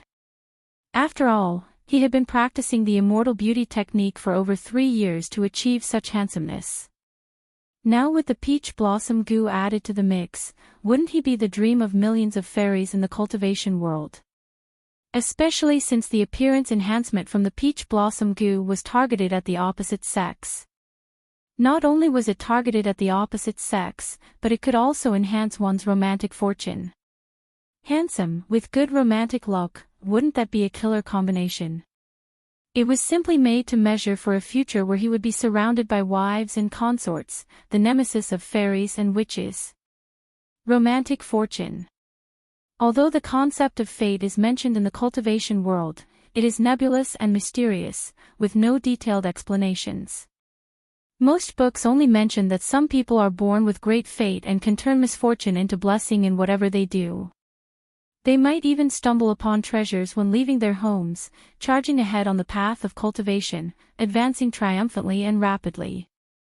Even though this peach blossom goo can't improve a person's overall fate, it can enhance someone's romantic fortune. I wonder if with this goo, my future cultivation journey will be blessed with continued romantic success. When the time comes, I should look into more about fate and information on goo insects. Lu Chongqing thought to himself. Although he enjoyed reading various books, he only had surface-level knowledge about the concept of fate and topics like goo insects, which were considered unorthodox. Now that he had obtained this peach blossom goo, he was thinking of delving deeper into related knowledge. Without further thought, Lu Chongqing willed it, and extracted the peach blossom goo from the system space.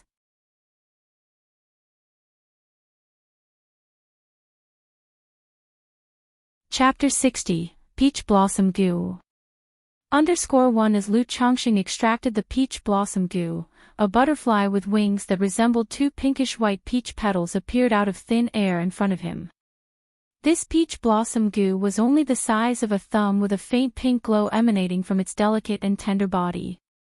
Held in hand, it was extremely soft and slippery, just like holding 2 peach petals with hardly any weight. From its body, strands of refreshing and ethereal peach blossom fragrance wafted, invigorating the soul. Lu Chongqing, holding the peach blossom goo in his hand, could clearly feel a kind and mysterious connection with it, much like he did when he acquired the 9 Netherhound. No need for any measures to tame or subdue, the system directly helped him tame and subdue it. And through the system, he knew that to control and command this goo creature, he needed to refine it. The method of refinement was also quite simple. Feed it with a drop of essence blood first, then gradually refine the goo with mental spirit and spiritual power. Having understood the basic usage of the peach blossom goo, Lu Chongqing didn't hesitate. He forced out a droplet of blood from his fingertip and fed it to the peach blossom goo. The peach blossom goo had a sesame-sized mouthpiece that slowly licked when it saw the droplet of blood. After a moment, the peach blossom goo had consumed all of the essence blood. Lu Chongqing then began to wrap the peach blossom goo in spiritual power, invading its body and will, refining it. For many goo cultivators, refining a goo worm was an extremely dangerous affair. Although the goo worm did not possess much intelligence, it still had life as a being and an inherent will to survive. Facing the cultivator's refining, it naturally resisted instinctively. Even some fierce and tyrannical goo worms would backlash against the refiner.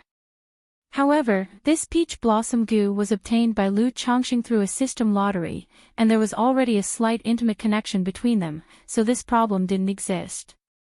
Under his spiritual power refinement, the peach blossom goo not only did not resist in the slightest, but it even actively cooperated, allowing Lu Chongqing's spiritual power to enter its body to be refined. Lu Chongqing didn't have to exhaust his mental spirit to suppress the will of the peach blossom goo. An hour later. Phew! Lu Chongqing looked at the partially translucent peach blossom goo in his hand and exhaled a long breath. It wasn't that the refinement was complete. But rather, his spiritual power was exhausted, and he needed to rest and recover it. If this peach blossom goo had not been obtained through the system lottery, with my current cultivation strength, I would not have been able to refine it at all, nor would it have been possible to succeed in the refinement, not to mention there might have been a backlash, injuring myself. He couldn't help but shake his head. For the past hour, he had used all his spiritual power to refine the peach blossom goo. Yet his spiritual power was depleted, and he had refined less than 1/10 of the peach blossom goo. Bear in mind, this was while the peach blossom goo was fully cooperative. If the peach blossom goo had offered even a slight resistance, he would have encountered an insurmountable challenge in refining it. However, this also shows that this peach blossom goo is even more extraordinary. It is not a goo that an ordinary energy refinement cultivator can come into contact with, and only a cheat like me, with the help of the system, could obtain something far beyond one's own stage, he mused. Now is a good time to restore my spiritual power and see what changes have occurred after my spiritual root advanced to 8th grade. Lu Chongqing began to sit in meditation, cultivating and restoring his spiritual power. He also wanted to see what changes had taken place after his spiritual root progressed from 9th grade to 8th grade. An hour went by. Lu Chongqing opened his eyes. After the meditation, he found that his cultivation speed had not significantly increased after his 9th grade spiritual root advanced to 8th grade. It had only improved by about 10%. The cultivation speed of an 8th grade spiritual root is almost 30% faster than that of a 9th grade spiritual root. With the previous addition from Shao Qi and Shao Shi Qi, my spiritual root was already close to 8th grade, so now with this daughter's boost, even though my spiritual root has advanced from 9th grade to 8th grade, the improvement isn't large. A cultivation speed increase of about 10% also implies that this child's spiritual root is a lower grade. Spiritual root, probably similar to Shao Shi Qi's, a 7th grade or 8th grade spiritual root, Lu Chongqing silently contemplated. But he didn't feel any sense of loss. After all, whether it was a 9th grade or 8th grade spiritual root, they both belonged to the lower grade spiritual roots. The difference between the two wasn't too significant. Thus, advancing from 9th grade to 8th grade spiritual root was unlikely to bring a dramatic qualitative change. However, Chuangxing saw the advancement of his spiritual root from 9th grade to 8th grade as a milestone. At the very least, he had taken the first step. The first step in upgrading the spiritual root. In the future, as long as more children possess a spiritual root, his spiritual root would eventually be able to advance step by step, ascending from a lower grade spiritual root to middle grade, then upper grade. Even the legendary Earth Spirit Root, Heavenly Spiritual Root. Spiritual roots are not only related to the speed of cultivation but also to the bottlenecks in cultivation. After my 9th grade spiritual root advanced to the 8th grade, I wonder how much it will help me break through the bottleneck at the 4th level energy refinement. Lu Chongqing couldn't help but think to himself. Beyond influencing the speed of cultivation, the grade of a spiritual root also affects the cultivation bottlenecks. The better the spiritual root, the weaker the bottleneck. Like now, he was stuck at the bottleneck of breaking through from the 3rd level energy refinement to the 4th level. But with a middle grade spiritual root, this bottleneck might not even exist. Previously, Lu Chongqing read in a book that for spiritual roots of the level of Earth Spirit Root and Heavenly Spiritual Root, there is no such thing as a bottleneck from the entire Qi refinement all the way to the foundation establishment stage. It's a completely unobstructed journey of cultivation, and in the future, it would be possible to break through to the core formation stage. And to condense a superior gold core. Lu Chongqing didn't continue to dwell on these thoughts as they were still far too distant from him. He rose from his study and went into the practice room to continue his cultivation and replenish his spiritual power. The next day, Lu Chongqing got up and went to the library at Qingzhou Villa, searching for books on the topics of destiny and the way of the Gu. However, within the Lu family, there were no books on the concept of destiny, and the Gu Wei was also not detailed in any of the books. Only in an ancient tome did he find a brief introduction to Gu insects. For example, the quality of goo insects was divided into mundane goo, spirit goo, mysterious spirit goo, earth spirit goo, heavenly spirit goo, and immortal goo, 6 levels in total. With immortal goo being of a level like that of the true spirit bloodline in demon beasts, it naturally belonged to the realm of legend. Even the earth spirit goo and heavenly spirit goo were the stuff of legends, extremely rare. This gave Lu Chongqing a rough idea of just how precious the peach blossom goo was. It was probably close to a 9 netherhound with a heavenly grade bloodline. Furthermore, goo insects can continuously transform and grow, divided from low to high into first transformation, second transformation, third transformation, fourth transformation, fifth transformation. Corresponding to the cultivator's stages of chi refinement realm, foundation establishment stage, core formation stage, nascent soul stage, divinity transformation stage. Like the peach blossom goo that Lu Chongqing acquired, it naturally belonged to the first transformation. In the time that followed, besides daily meditation and cultivation, talisman making, Lu Chongqing also found time to refine and fuse with the peach blossom goo. Thinking of quickly assimilating the peach blossom goo to see its exact effects. After all, Lu Chongqing was quite looking forward to improving himself and his peach blossom luck. Half a month later, Lu Chongqing finally fully assimilated the peach blossom goo. At this moment, he felt a strange connection with the peach blossom goo in front of him. It was as if the peach blossom goo had become a part of his body. At the same time, he came to understand the peach blossom goo in detail. Peach blossom goo feeds on peach blossom luck. The more prosperous the host's peach blossom luck, the faster the peach blossom goo would grow. With every growth and transformation of the peach blossom goo, the host's peach blossom luck would become increasingly vibrant. However, the growth and transformation of the peach blossom goo would be impacted and limited by its master. If the master has not broken through to the foundation establishment stage, then no matter how much peach blossom luck the goo consumes, it cannot advance to second transformation. Currently, the peach blossom goo possesses 3 effects. The first 2 are the passive effects introduced in the system explanation before. It can subtly improve the host's physique, making the skin more radiant and the aura stand out, thus becoming more attractive to the opposite sex. Simultaneously, it unconsciously boosts the host's peach blossom luck. Both of these effects are passive. The first one will gradually show some effects.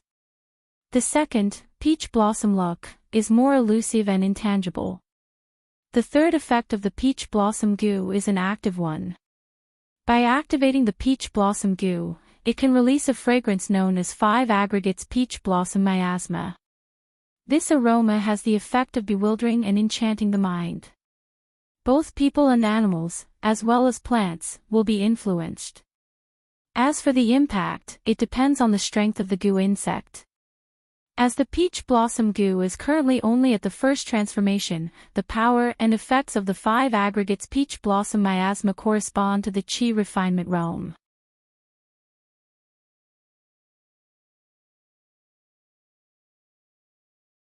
Chapter 61. The father of 30 children breaks through to the 4th layer of chi refinement. _1. Could it be that this peach blossom immortal is some kind of flower thief? Otherwise, what upstanding person would cultivate such a goo? Not only does it shape an attractive appearance to the opposite sex, but it also enhances one's peach blossom luck, and employs such despicable methods. Having fully grasped the effects of the peach blossom goo, Lu Chongqing couldn't help but shake his head. However, he did not mind these aspects. After all, whether something is good or bad depends on the user. Being an upright gentleman like himself, even if the peach blossom goo was indecent, he would put it to good use. The next moment, Lu Chongqing put away the peach blossom goo. The peach blossom goo flew directly to the center of his forehead, forming a pink peach blossom petal mark on his brow. In the time that followed, this peach blossom goo would subtly improve his physical condition. and imperceptibly boost his peach blossom luck. Lu Chongqing touched the peach blossom mark on his forehead and, with a thought, the mark immediately dimmed and disappeared from view. Normally, if he didn't use the peach blossom goo, this peach blossom mark could stay hidden from view. It would only appear when he used the 5 accumulations peach blossom miasma. Otherwise, it would be rather odd, and somewhat effeminate, for a grown man to have a peach blossom mark on his forehead. I'm here on Qingzhou Mountain all day and never go out. I wonder if this peach blossom luck will be of any use. Thinking about that young miss, Lu Chongqing couldn't help but feel a sense of expectation. He left the practice room to see that the night had already grown dark outside. Lu Chongqing went to a secluded courtyard, picked up Jiu'er and Shu'er, his 2 favored concubines, and carried them to the bedchamber to start his efforts. He had been giving both of them special attention lately, but neither had become pregnant yet. Lu Chongqing was not concerned about this. He had checked and found nothing wrong with the women's health, they were fertile.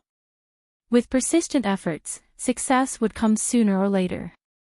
Moreover, such matters were not only about the results, but also about fully experiencing and savoring the process. Afterward, Lu Chongqing lay back comfortably on the bedchamber, his palm gently stroking the 2 women's red and blue hair, as smooth as satin. Despite having shared the bed and been attended to many times over such a long period, he still found himself insatiable, feeling immense enjoyment. 6 days later, Lu Chongqing found out that Shu'er had successfully conceived, and there was a new breath of life in her womb. Likewise, after his nightly unwavering efforts, 1 month later, Jiu'er also successfully conceived. Counting the children in the wombs of these 2 favored concubines, Lu Chongqing calculated that the total number of his children was exactly 30. Not long ago, his 24th child was born. That meant that once the remaining 6 children were born, the system might give out child money. He was still very much looking forward to the system's child money. After all, at this stage, he couldn't count on his children at all, and could only rely on the system to lend him a hand. In the blink of an eye, another month had passed. He had been refining the peach blossom goo for over 2 months now. At first, Lu Chongqing had been quite expectant of the peach blossom goo. But as the 2 months passed, he felt that he hadn't undergone any changes, nor had the so-called peach blossom luck appeared. This caused his anticipation to nearly vanish. He no longer paid any attention to the peach blossom goo. After all, in terms of appearance, he was already so handsome that any enhancement from the peach blossom goo would be just gilding the lily for him. As for peach blossom luck, such a nebulous thing wasn't something he had any expectations for. On this day, inside the practice room, while Lu Chongqing was sitting in meditation and refining qi, he suddenly felt a throb. The bottleneck where he had been stuck at the 3rd level energy refinement for a year finally showed a trace of loosening. The 4th elder had provided him with guidance on his cultivation practices, helping him understand that this sense of loosening was the opportunity to break through from the 3rd level energy refinement to the 4th level. He instantly took out a yellow dragon elixir from his storage bag and swallowed it, then grasped several spirit stones, closed his eyes to concentrate, and rapidly circulated the returning origin technique. No sooner had the elixir entered his body than it dissolved, rapidly depleting under the operation of spiritual power, as spiritual energy from the spirit stones in his hand surged into his body. Lu Chongqing's spiritual power circulated faster and faster, his spiritual pressure grew greater and greater, even carrying a sense of irresistibility. After a long time, boom! Lu Chongqing's entire body shook violently, his hair and vestment robe dancing. Filth was secreted from his pores, making his body suddenly feel as light as if it were floating. The spiritual energy in his Dantian sea was no longer strand by strand. Instead, it intertwined like streams. 4th level energy refinement, spiritual energy like streams, the body excretes worldly filth. I've finally broken through to the middle stage of energy refinement. Lu Chongqing opened his eyes, feeling the stream-like spiritual power circulating within him. A sense of joy naturally emerged.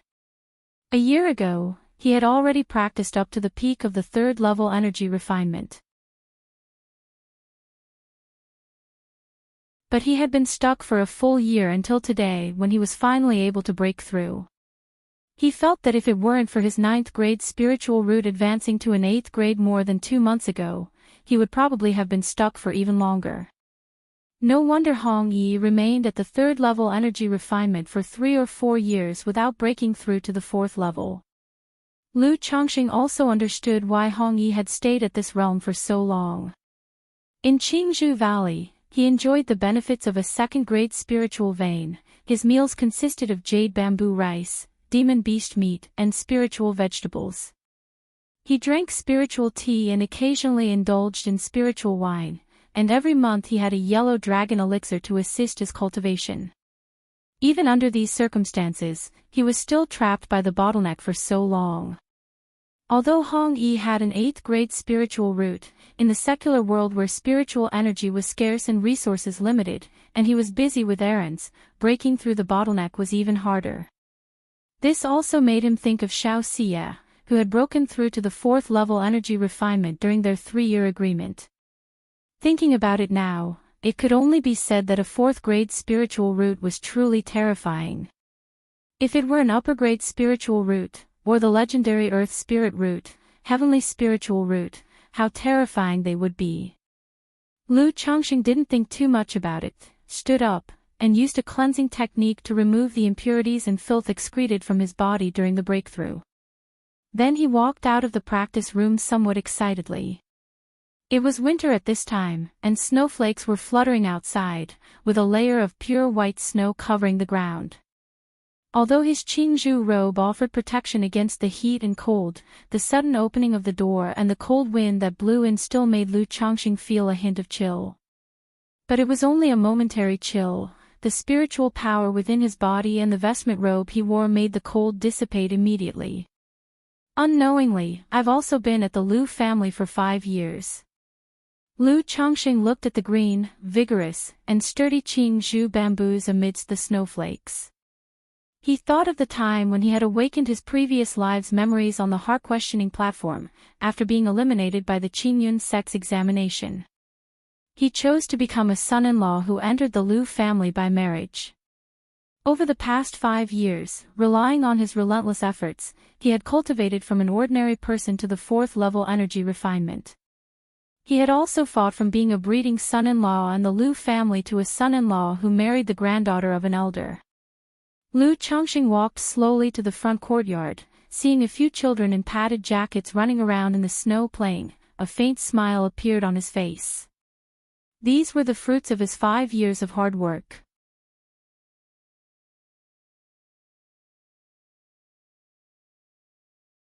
Chapter 62, Daily Life _1 In the courtyard, a group of children were playing.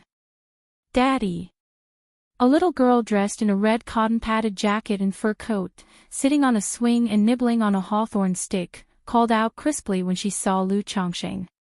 She then hopped off the swing and ran to Lu Chongqing with her little short legs, pitter-pattering away. She handed the hawthorn stick to Lu Chongqing and said with a smile, "Daddy, it's so sweet." A smile spread across Lu Chongqing's face as he tasted a hawthorn stick. Indeed, it was very sweet, sweet to the core. Casting a glance at Lu Pingan and his sons, who were playing joyfully with the 9 netherhound, Lu Chongqing couldn't help but huff in mock annoyance before scooping up his daughter. He held her slightly cold hands and said softly, "Come, it's cold outside, let's go play inside." Daughters really are more considerate. Lu Chongqing carried his daughter, Lu Sheila, into the main hall.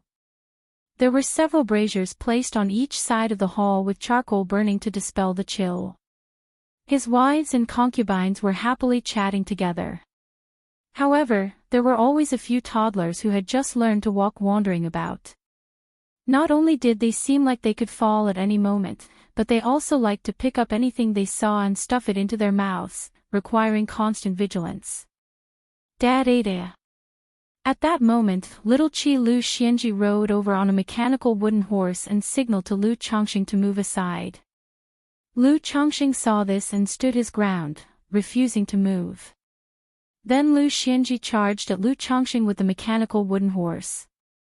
The result was the whole person along with the mechanical wooden horse toppled over, leading to a fall on the ground with a pout forming on the little lips as if about to cry.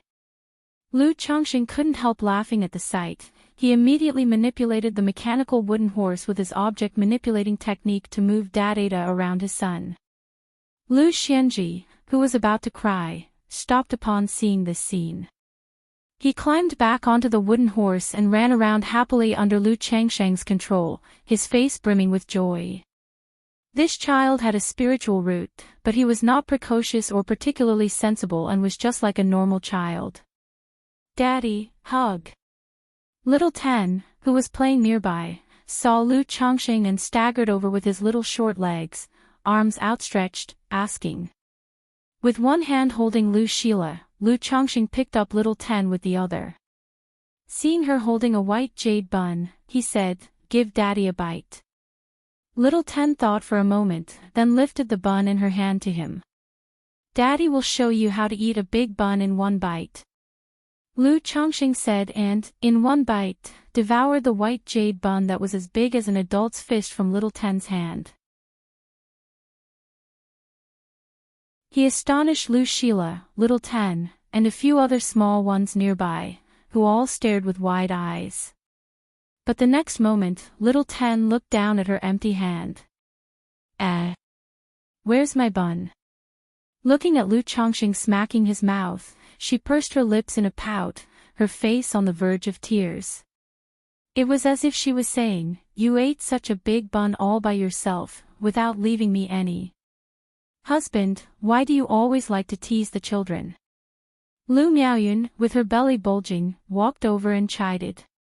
Every time Lu Chongqing came over, he would tease the children until they cried and then make them happy again. She thought he was truly idle to no end.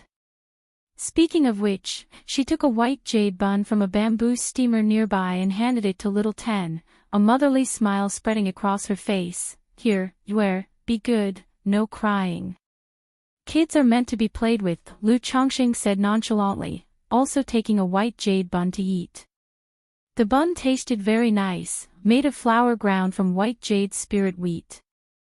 Now that he could afford it, aside from everyday meals, Lu Chongqing would also buy lots of spiritual materials and spirit food to keep at home for his wife and children to enjoy some sweet treats, prepared by their maid, Qingzhu. With such a diet every day and living on Qingzhu Mountain, the health of his wives and the little ones had improved significantly, robustly vigorous. Not to mention, children brought up this way were bound to become martial arts prodigies as they grew up. "Husband, your aura, you've broken through to the middle stage of energy refinement." At this moment, Lu Miaoyun looked at Lu Chongqing, a touch of surprise on her face as she spoke. Having lived with Lu Chongqing all the time, she naturally noticed the change in the spiritual power aura emanating from him, which had become much more substantial than usual. "That's right, after grinding for so long, I've finally broken through this barrier," Lu Chongqing said with a smile, nodding his head. "Congratulations, husband, on breaking through to the middle stage of energy refinement." Lu Miaoyun's face lit up with a smile. She hugged Lu Changsheng's arm and gave it a playful shake, her sparkling eyes full of admiration as she spoke. "Congratulations to my husband. Congratulations to my husband on your breakthrough to the middle stage of Qi refinement. Congratulations to my husband on another step forward on the path of immortality." A group of wives and concubines congratulated Lu Chongqing one after another. "Wow! Daddy is so amazing. Congratulations, Daddy. Congratulations, Daddy." The children, seeing their mothers doing so, also gathered around Lu Chongqing, chirping and shouting excitedly. Lu Chongqing laughed heartily. Then, with a smile all over his face, he waved his hand and said, "It's just the 4th level of energy refinement." He had to admit, the feeling of being adored and admired by his wives and children was quite pleasant. It satisfied his sense of male pride immensely. Every time, a sense of pride, happiness, and satisfaction would arise in his heart. Thereafter, Lu Chongqing teased the children and chatted with his wives and concubines. This was his daily leisure time for relaxation. Otherwise, staying indoors every day, with nothing to do but cultivate and procreate, the dull life without other entertainment would be bearable for a short time, but truly grinding over the long term. The next day, Lu Chongqing rubbed his lower back. The previous night, in celebration of his breakthrough to the middle stage of qi refinement, his wives and concubines bashfully fulfilled some of his requests. It left him almost without rest for the entire night. "Your body is your capital for revolution," he sighed softly. Afterwards, he left home and went to the fourth elder's residence. Today wasn't the usual day at the end of the month when the fourth elder taught talisman making and cultivation. Rather, previously, the fourth elder had told him to inform her once he broke through to the fourth level of energy refinement. Although he did not know what it was concerning, having been instructed by his grandmother, Lu Chongqing naturally made his way there. After all, this kind of matter wasn't something that needed to be hidden. "Son-in-law, the old lady is currently crafting a talisman, and you might need to wait for a while," said the steward of the fourth elder's household, respectfully presenting tea to Lu Chongqing. "Purple bamboo granny, I'm not in a hurry, go ahead with your duties," Lu Chongqing replied to the steward, accepting the tea. About half an hour passed. The fourth elder arrived in the hall. Her attire today was different from usual. She wore a lotus crown on her head and a blue-brown flowing cloud Daoist robe, resembling a female Daoist. She seemed to have shed some of her usual elegance and nobility, instead exuding an air of transcendence and quiet grace. Lu Chongqing understood that his grandmother, although a top-level talisman master of the first grade, did not have a high success rate in crafting supreme talismans. Normally, when she needed to craft supreme talismans, she would choose an auspicious day. Then she would proceed with purification rituals, such as cleansing her body, face, hands, etc., and adjust her state to increase the success rate of talisman crafting. Her attire as a female Daoist was also part of her talisman crafting ritual. Lu Chongqing rose and bowed in salute, "Grandmother." "Chongqing, have you come to see your grandmother for a reason?" asked the fourth elder, smiling kindly at Lu Chongqing. Lu Chongqing had been married to Lu Miaoyun for more than half a year. In that half-year, the fourth elder had observed all of Lu Chongqing's actions. Industrious and steady, neither arrogant nor impetuous, and especially gifted in talisman making. This made her increasingly satisfied with this grandson-in-law. She believed that marrying Lu Miaoyun to Lu Chongqing was absolutely the right decision. She even started to become unconcerned about Lu Chongqing having a multitude of wives and concubines. Because she had realized that Lu Chongqing was not as she had known, immersed in the pursuit of female company all day. In this half-year, he had not neglected his talisman-making duties, and his performance only improved.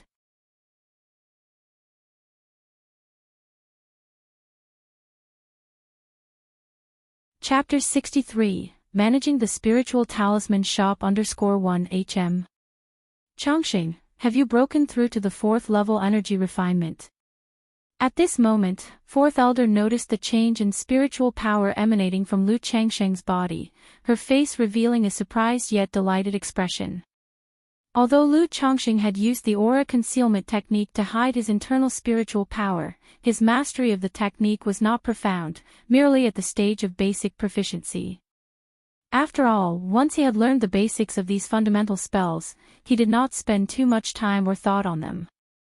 As fourth elder possessed the strength of the ninth level energy refinement, with careful observation, she could easily discern the changes in Lu Chongqing's cultivation level. "Yes, Chongqing just broke through to the fourth level energy refinement yesterday, so I came today to inform grandmother." Lu Chongqing nodded and responded aloud. Good, good, I didn't expect you to break through to the 4th level energy refinement so quickly, much faster than grandmother had anticipated, 4th elder said as she sat down next to the chair, smiling. Tell me, grandmother, said Lu Chongqing, somewhat puzzled. What could someone at his level of 4th level energy refinement do? Our Lu family has a spiritual talisman shop in Nine Dragons Market, and I've been thinking of having you manage it, 4th elder stated. Manage the spiritual talisman shop. Lu Chongqing was somewhat astonished upon hearing this. Being a cultivation family, the Lu family naturally had various sources of income. For instance, the mountainous green spiritual bamboo and Bu spiritual bamboo were among the family's main sources of income. The spirit rice, spirit vegetables, and spiritual medicine that they usually cultivated were also sold in the marketplaces in excess of their personal needs. That's why the Lu family also had their own shops in some marketplaces. He knew Nine Dragons Market was a large marketplace relatively close to Qingzhou Mountain, established by the dominant power in the area, the Qingyun sect. Having been with the Lu family for so many years and entering its core circles, he had come to understand much more about the family's affairs. Families like the Lu family of Qingzhou Mountain, although they claimed to be independent powers, were actually under the rule of the Qingyun sect. Every year, they were obliged to offer a tribute to the Qingyun sect. This was also why Lu Yuanding had been able to go to the Qingyun sect's mountains and recruit discarded disciples for marriage alliances. If you were a power with no connections to the Qingyun sect, would you dare to do such a thing? Back when the Lu family of Qingzhou Mountain and the Qin family of Red Leaf Valley fought over the ownership of a spirit stone mine, both families' foundation establishment ancestors had taken action. In the end, it was an elder of Qingyun's sect who intervened to mediate and called a halt to the conflict, telling both families to cease their fight. Of course, the final verdict was that the Qingyun sect took 40% of the mine's profits, leaving the remaining 60% to be evenly split between the Lu family and the Qin family, at 30% each. When Lu Chongqing first heard about this, he couldn't help but sigh. Truly, power was the supreme rule.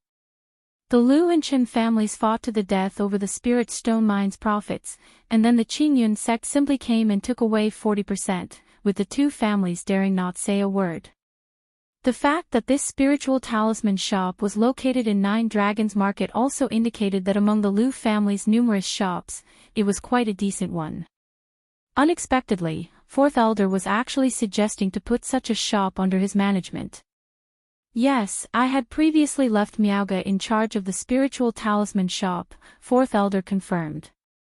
But as you know, Miaoga has now been promoted to middle-grade talisman master and is preparing to charge at the 7th level energy refinement, so she really doesn't have the time or energy to spare. That's why I thought of letting you learn to manage it, she continued. Your grandmother was somewhat apprehensive about you before, but now that you've broken through to the 4th level energy refinement, she feels much more at ease. Consider it a form of practice. Once you're familiar with it, grandmother will hand over the management of the spiritual talisman shop to you directly. The tasks are quite simple: keep an eye on the shop, replenish stock every month, and guide the apprentices occasionally. During this period, your grandmother will also provide you with an additional stipend. The 4th elder picked up the tea, took a gentle sip, and spoke slowly. In the Lu family, apart from Lu Chongqing, there are a total of 3 talisman masters. Her, Lu Miaoga, and a Lu family disciple who had recently advanced to an elementary talisman master. Now Lu Miaoga needs to concentrate on talisman making and spend time cultivating. She simply doesn't have much leisure time to manage the shop. That Lu family disciple has only just become an elementary talisman master, clearly not suitable. And Lu Chongqing is not only a middle-grade talisman master but also her grandson-in-law. She has been quite satisfied with his performance over the past 6 months, essentially recognizing Lu Chongqing as one of her own. So she thought of entrusting the shop to Lu Chongqing. That would spare them the trouble of hiring a talisman master to preside over the shop. And it would also give Lu Chongqing a chance to get involved with the Lu family business, to gain experience and to have a look around outside. After hearing the fourth elder's words, Lu Changsheng's first impulse was to refuse. He just wanted to live a stable and low-key life in the Lu family. But with the fourth elder putting it that way, it would be hard for him to refuse when he had no good reason to do so. After all, in a cultivation family like the Lu family, members enjoy the benefits and treatment the family provides. At a certain age and level of power, they all have to contribute to the family. People like Lu Miaoge, who are talented and also possess an aptitude for talisman making, and who is the daughter of the family head, are no exception. Since he married Lu Miaoyun, he was now considered a member of the Lu family and naturally could not avoid such matters. Moreover, the fourth elder intended to entrust him with managing the spiritual talisman shop, which was a kind gesture for his benefit. It would not only bring him an additional income but also put him in charge of some business. He would get to know more things, and his status within the Lu family would also rise significantly. Chongqing will abide by grandmother's arrangements, Lu Chongqing said after a moment of thought, bowing in response. He also understood that it was unrealistic for him to expect to stay in the Lu family indefinitely without stepping outside or doing anything and still advance to foundation establishment. Since that was the case, he might as well agree. Nine Dragons Market, established by Qingyun sect, was a large marketplace with foundation establishment great cultivators standing guard. Inside the market, few dared to cause trouble. If he were to manage the spiritual talisman shop, he wouldn't need to worry too much about danger. Furthermore, taking care of the shop would mean an extra source of income. And with the thousands of talismans he had stored, he would find it easier to sell them. When it came to buying materials for cultivating the 100 refinements treasure body art, it would be much more convenient. In the past 6 months, during his talisman trade with Hong Yi's appointed persons, he also asked Hong Yi to purchase materials on his behalf. But it was not only time-consuming, the materials he needed were not always available, and the back-and-forth communications were extremely inconvenient. If he went to Nine Dragons Market himself, buying whatever materials he wanted in the future would become very convenient. The only downside was that life in Nine Dragons Market wouldn't be as comfortable as it was now. Without the benefits of a second-grade spiritual vein and his wives not by his side, he would fall behind in childbearing. However, if he went to the market, he could also look into taking a few fairies with spiritual roots as concubines.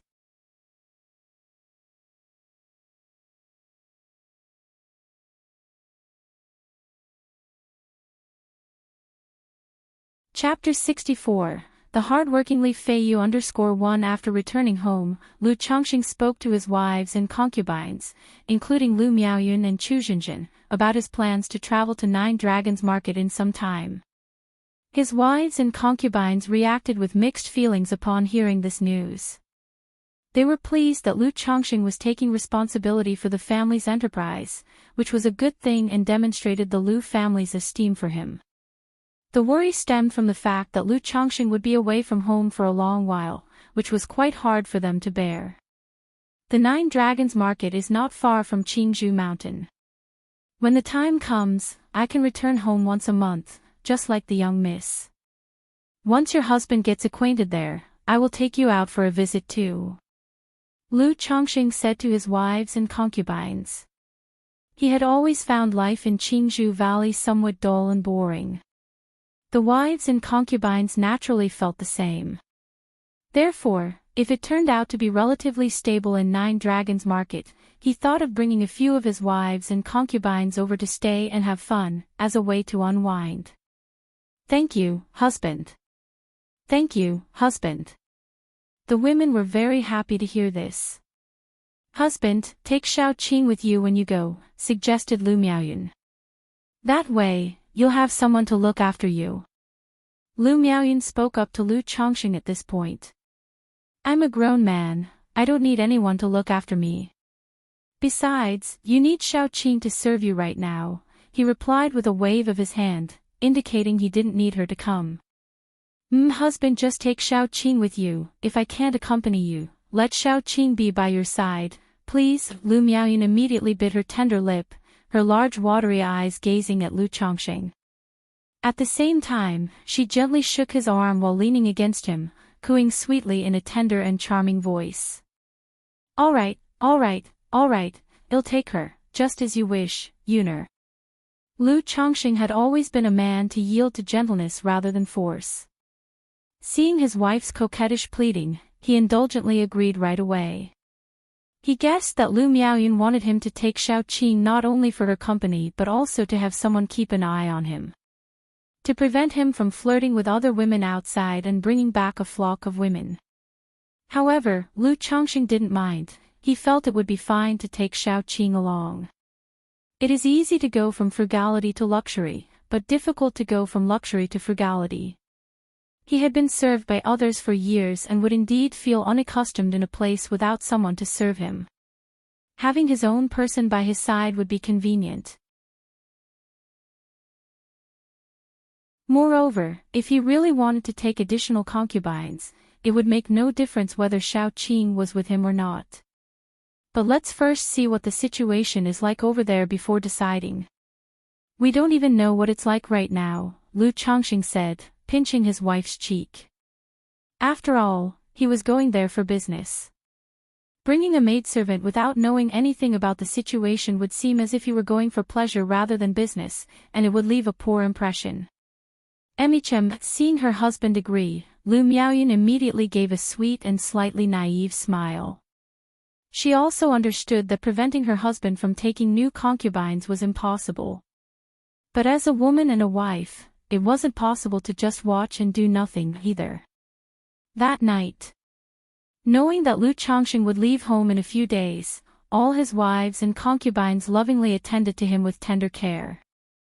After 6 months of cultivating the 100 refinements treasure body art, nourishing himself with dietary delicacies, and spiritual wine, as well as breaking through to the 4th level energy refinement, Lu Changsheng's combat abilities had also greatly increased. However, faced with the devoted affections and relentless attentions of his wives and concubines, Lu Chongqing was still overwhelmed. He even suspected that his wives were using this method to remind him not to flirt or take new women in 9 Dragons Market. "Once I get to 9 Dragons Market, I should put in more effort to complete the 100 refinements treasure body technique as soon as possible," he thought. "Otherwise, if I return home every month, I won't be able to withstand it, and I'll have no face to take concubines or bring new women back home." Lu Chongqing lay on his bed, silently musing. The following day, Lu Chongqing suddenly remembered his transaction of talismans with Hong Yi. Every 3 months, Hong Yi would send someone to trade talismans, and there was a little over a month left until the next trade. If he went to 9 Dragons Market, he very likely wouldn't be at home when the time came. So, Lu Chongqing informed Lu Miaoyun about the talisman trade and gave her 30 pre-drawn talismans. He told her to handle the trade with Hong Yi's envoy when they arrived. Selling some low-quality talismans to a friend isn't something worth hiding. The Lu family knows, then they know, Hong Yi thought to himself. Moreover, Hong Yi felt that the Lu family might have known about his affair for quite some time. Upon hearing this, Lu Miaoyun was very clever in her response, assuring Hong Yi that he could rest easy. Afterward, Hong Yi went to Qingzhou Villa, thinking of having a chat with Li Feiyu to see how he had been recently. However, when he arrived at Li Feiyu's home, Li Feiyu was not there. Li Feiyu's wife told Hong Yi that Li Feiyu had gone farming. Surprised by this news, Hong Yi was astonished. After chatting with Li Feiyu's wife, he learned that a few months earlier, after Li Feiyu had become proficient as a spiritual butcher, he also mastered the skills of a spirit planter, the minor cloud rain technique and the Gingjin technique. He then took a job as a spiritual farmer from Uncle Fu. Not only that, sometimes Li Feiyu would also take on work for refining and processing materials. Many low-grade spiritual materials, due to the large amount of impurities they contained, could not be used directly. Therefore, a job was created for cultivators to use their spiritual power to cleanse and refine the materials continuously, removing the impurities. Upon hearing this, Hong Yi didn't know what to say for a moment. He couldn't help but sigh, thinking that cultivation was hard, but survival was even harder. Yet, he also faintly understood that Li Feiyu was working so hard not only to support his family, but also to prepare for the day when he would leave the Lu family. After all, the work of a spiritual butcher alone would be enough for Li Feiyu to support his family. Around noon, Li Feiyu returned, covered in dust and clearly weary, but his eyes were bright and full of energy. Back when he was with the Lu family, he only had the task of having children every day. Now, no longer bound by that duty, his life was hard, but at least it offered a glimmer of hope. After all, the most frightening thing for people is to see no hope at all. Changxing, what brings you here? Li Feiyu was surprised to see Hong Yi at his home. I just came to see how you're doing, Hong Yi said with a smile. He then told Li Feiyu that he would leave the Lu family in some time to head to the Nine Dragons market. If there was anything Li Feiyu needed, he could make purchases on his behalf. Though Qingzhou Villa had 100 treasures pavilion, from Hong Yi's perspective, the selection of items available for purchase was quite limited. At the Lu family, valuable items required an application and expenditure of family contributions. Li Feiyu, of course, had nothing to buy. He simply told Hong Yi to be careful outside, and shared some experiences and precautions for traveling out in the world. While what Li Feiyu spoke about pertained to the secular world of martial artists, these principles were equally applicable in the cultivation world. Then, Hong Yi also told Li Feiyu that if there was anything he needed help with, he shouldn't hesitate to ask, and not be embarrassed about it. It would be a real loss if Li Feiyu were to wear himself out with his efforts in the Lu family. Upon hearing this, Li Feiyu somewhat awkwardly requested to borrow some spirit stones. He explained that while working as a spiritual butcher, he learned that the Lu family raised a type of spiritual hog known as black hogs. These black hogs could be sold for around 50 spirit stones each after 3 years of raising.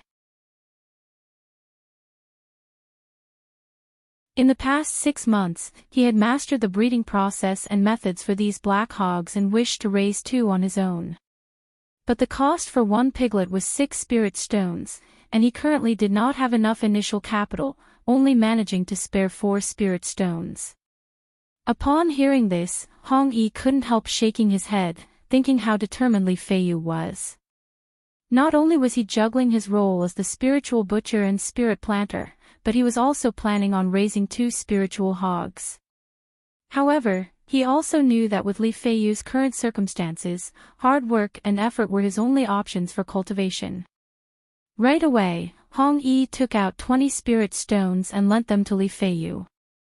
Hong Yi's personal income at the Lu family amounted to roughly 10 spirit stones monthly.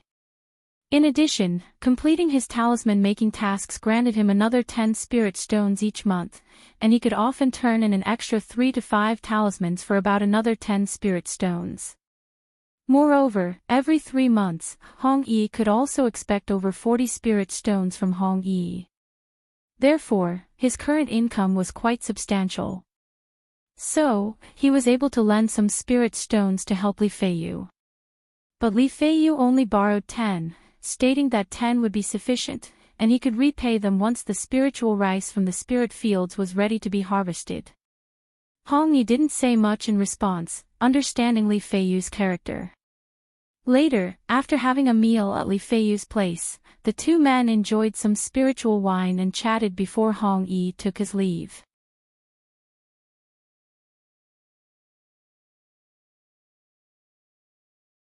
Chapter 65, The Gift. _1 Before long, more than half a month had passed.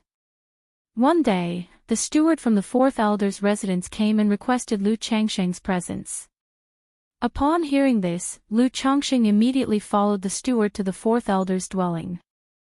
As soon as he entered the hall, he saw the 4th elder talking with Lu Miaoge about something. He approached, and with a slight bow, said, "Grandmother, Sister Miaoge."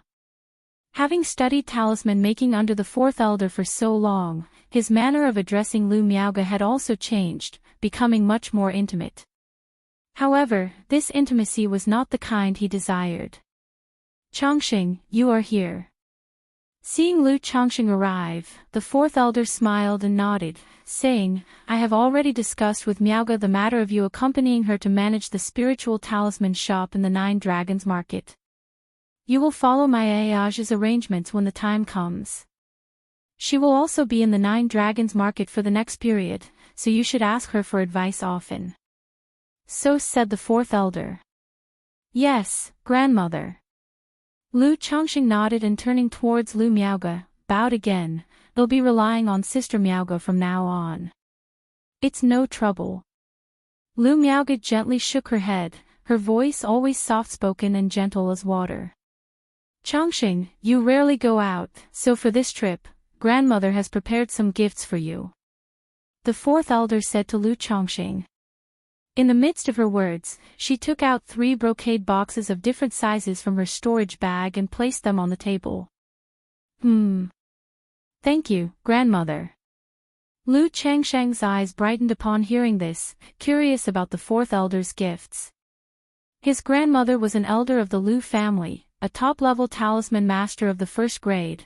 Her gifts would certainly be generous. Open them and see. The fourth elder said with a smile. Upon hearing this, Lu Miaoge also looked on curiously, wondering what gifts her great-aunt had prepared for Lu Changxing. Lu Changxing opened the first long-shaped brocade box. Inside lay a 3-foot-long sword in a green scabbard, with a tassel of green threads. This magical sword is named Greenface, and it is a middle-grade magic artifact. However, it contains a trace of green goldstone, making its sharpness far superior to others of its grade and very suitable for you to use now. The fourth elder introduced. Lu Changxing was surprised as he looked at the green-face sword in front of him. He had not expected his great-aunt to be so generous as to gift a middle-grade magical instrument. Lower-grade magical instruments typically cost around 50 spirit stones. Middle-grade magical instruments cost around 150 spirit stones. Although after breaking through to the middle stage of energy refinement, one can employ a middle-grade flying sword, many cultivators at the late stage of energy refinement cannot afford, or are unwilling to purchase, a middle-grade magical instrument. Like those 3 robber cultivators he had killed on Bullhead Mountain, they had the cultivation levels of the 6th and 7th level of energy refinement, yet they all wielded lower-grade magical instruments. And this green-face sword was clearly not just an ordinary middle-grade magical instrument. Its price was likely around 200 spirit stones. Thank you, grandmother. Lu Changxing expressed his thanks and picked up the magical sword. It was slightly heavy and cool to the touch. The scabbard was entirely green like jade. The scabbard bore gold inlaid patterns, and the tassel was gold, clearly decorative additions made afterward. Magical swords like this one can generally change in size according to one's will. Seeing this style of magical sword, he knew that it was not in the same league as the flying sword he had obtained from Bullhead Mountain. It was clearly a high-end flying sword.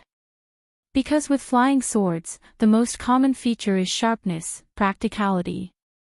Only high-end flying swords would have effort put into their appearance. Lu Changxing pulled the sword from its sheath.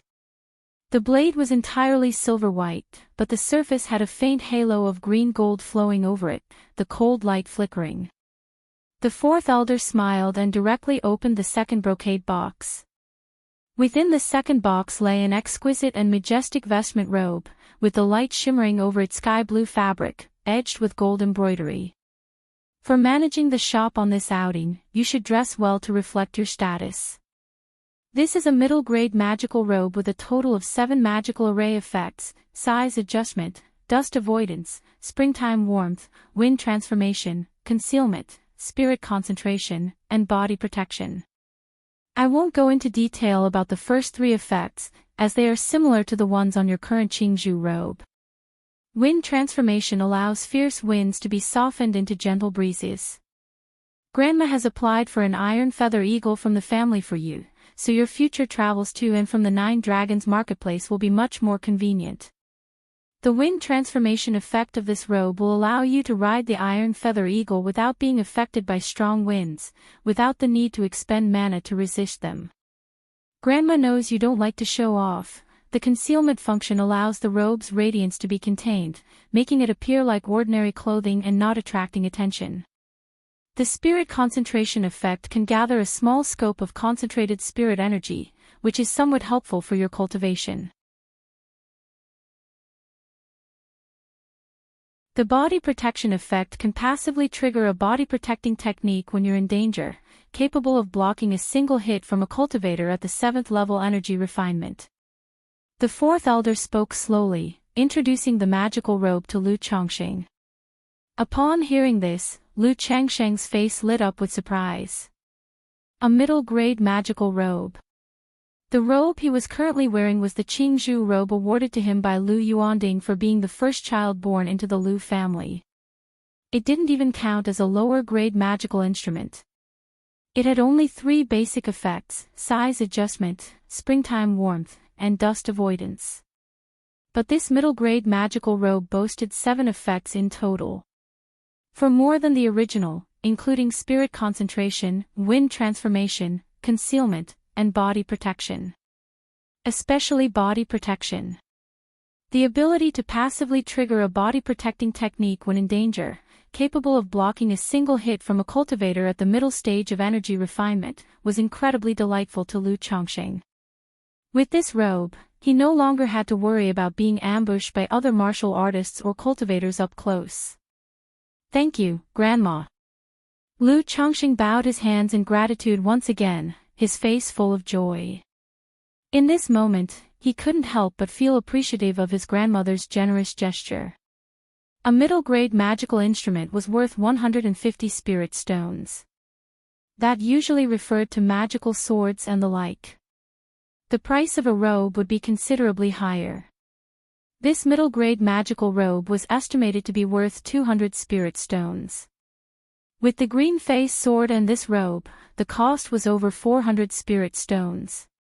And what's more, this gift was not just expensive, his grandmother had also put a lot of thought into it, covering every aspect thoroughly. Lu Chongqing had thought he would be riding a spirit steed to the Nine Dragons marketplace. Unexpectedly, the 4th elder had secured him a flying mount. In the Lu family, flight mounts were also scarce and very rare. The 4th elder smiled, opened the 3rd brocade box, and cheerfully said, "These are a few talismans I've drawn myself for you to carry for protection." There were a total of 3 talismans inside. Lu Chongqing recognized these 3 talismans at a glance. Superior Grade Talisman, Thunder Summoning Talisman. Superior Grade Talisman, Escape Talisman. Supreme Talisman, Thunder Talisman. The Thunder Summoning Talisman and the Escape Talisman, both being rather difficult superior grade talismans, could sell for 40 to 50 spirit stones each if put on the market. The Supreme Talisman, Thunder Talisman, was even more valuable, worth at least 200 spirit stones. With the green face sword, the middle grade magical robe, and these 3 talismans, the total value was at least 700 spirit stones. Back when Lu Chongqing was on Bullhead Mountain, after killing 3 robber cultivators, his total gains amounted to roughly 500 spirit stones, which was already a considerable fortune. But at this moment, the 4th elder directly presented him with gifts worth over 700 spirit stones, a truly grand gesture. "Thank you, Grandma." This gift made Lu Chongqing somewhat moved. He bowed and earnestly said. Indeed, it was because he had value that the Lu family, and the 4th elder before him, treated him so well. But many things are judged by actions rather than intentions, and at least the kindness of the 4th elder before him was genuine. All this, Lu Chongqing remembered in his heart. We're all family here. There's no need for thanks when a grandmother gives something to her grandson, the 4th elder said gently to Lu Chongqing. Upon hearing this, Lu Changxing looked at the fourth elder and showed a sincere smile, nodding his head and saying, "Yes, Grandma." "Changxing, do you recognize these 3 talismans?" The fourth elder pointed to the 3 talismans in the brocade box and asked.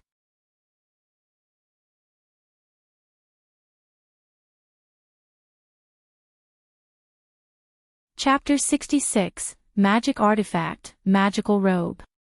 _1 Grandmother, I naturally recognize these 3 talismans, Lu Changxing said.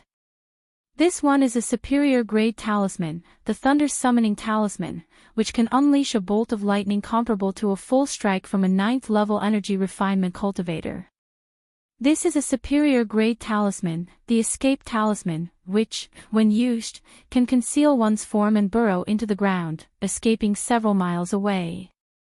And this is a Supreme Talisman, the Thunder Talisman, releasing a bolt of lightning upon activation, equivalent to a peak 9th level energy refinement cultivator's full force strike. Lu Changxing spoke gravely. He could naturally tell that these 3 talismans had been specially prepared for him by the fourth elder, to protect him in case of any danger or mishaps.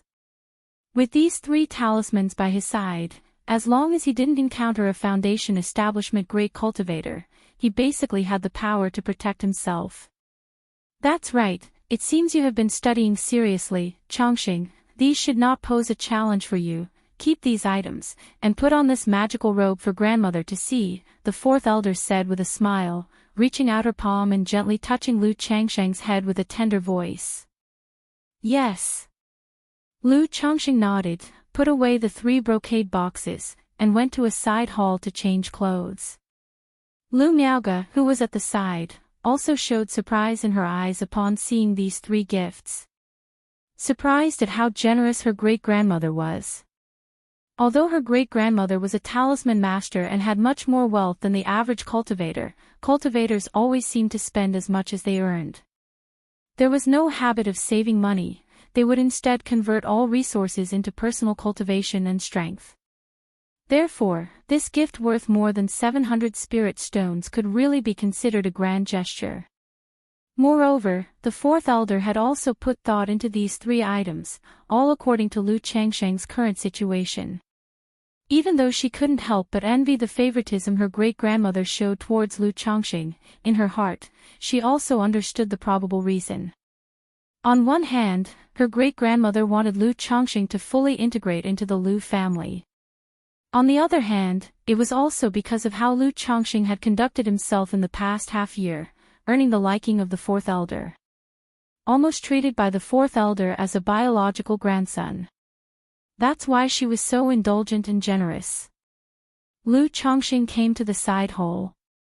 He took off the Qingzhu robe he had been wearing for 5 years. He put on the middle-grade magic artifact magical robe given by the fourth elder. Perhaps it was because the clan color of the Lu family of Qingzhu Mountain was green. Or maybe the fourth elder had always seen him in a green robe. Thus, the magical sword and the robe she gave were both green.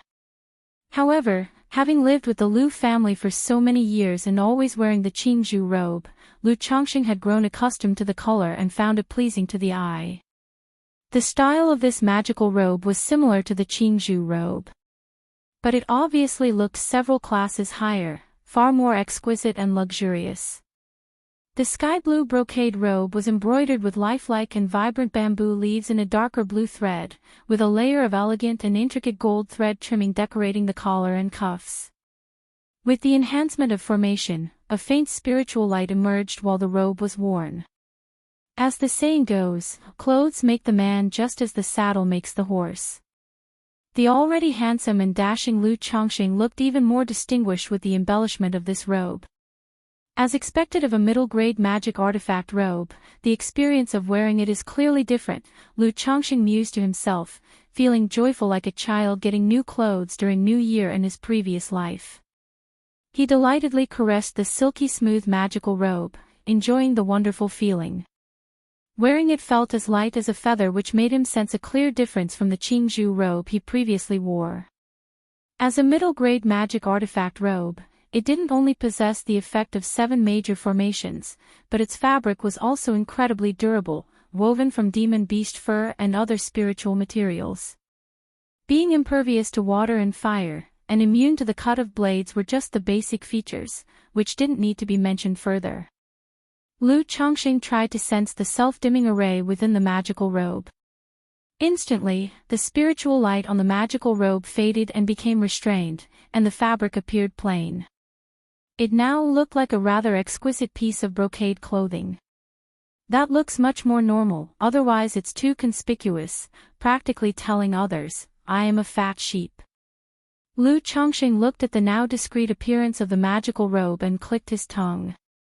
He thought highly of the effect of the self-dimming array, finding it perfect for himself, and decided that in the future, his clothes must have this feature.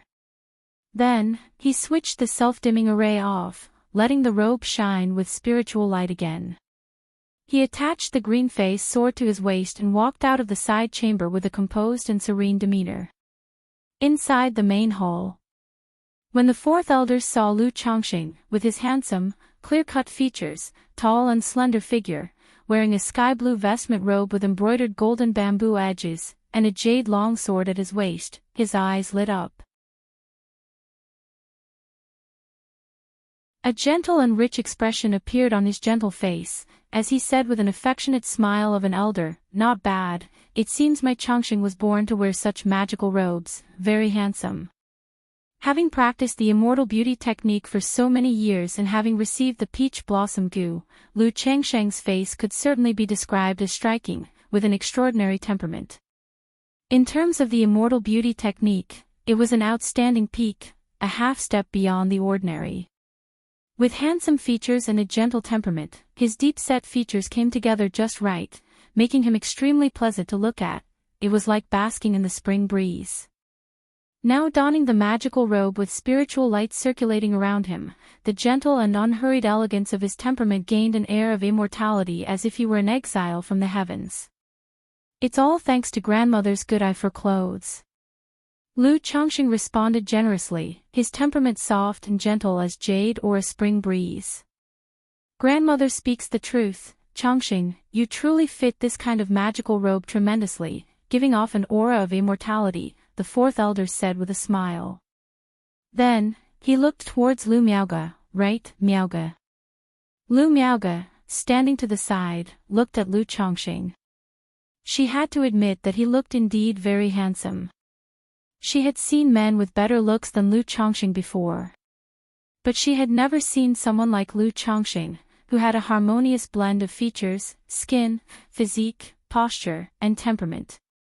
There was an indescribable harmony and comfort to his presence, making him exceedingly pleasant to behold, naturally engendering goodwill in others.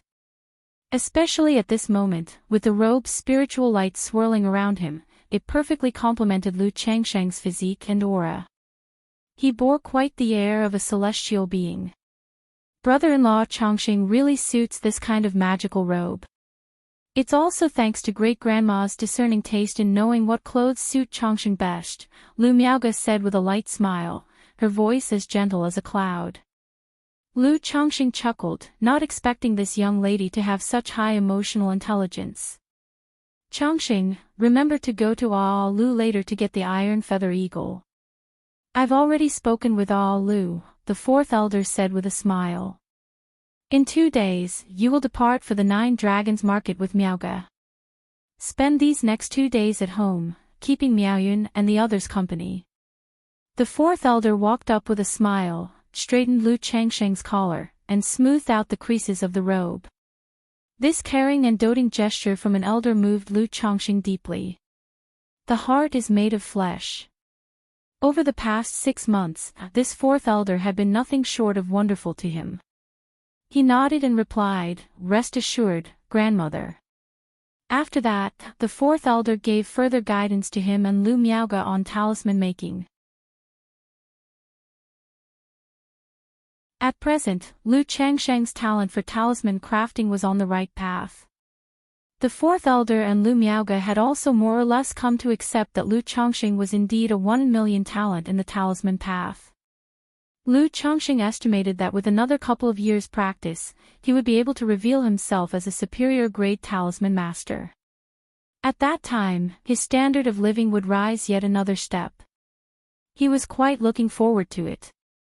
If he became a superior-grade talisman master, he wondered if the Lu family would marry more sisters to him in order to win him over and deepen his ties with the family.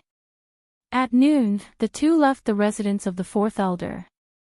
Lu Chongqing made the magical robe's spiritual light discreet and went to Lu Boss' residence to collect the Iron Feather Eagle. You're tuning into the Path of the True Immortal YouTube channel. Don't forget to subscribe and join us on this journey to catch the most captivating stories.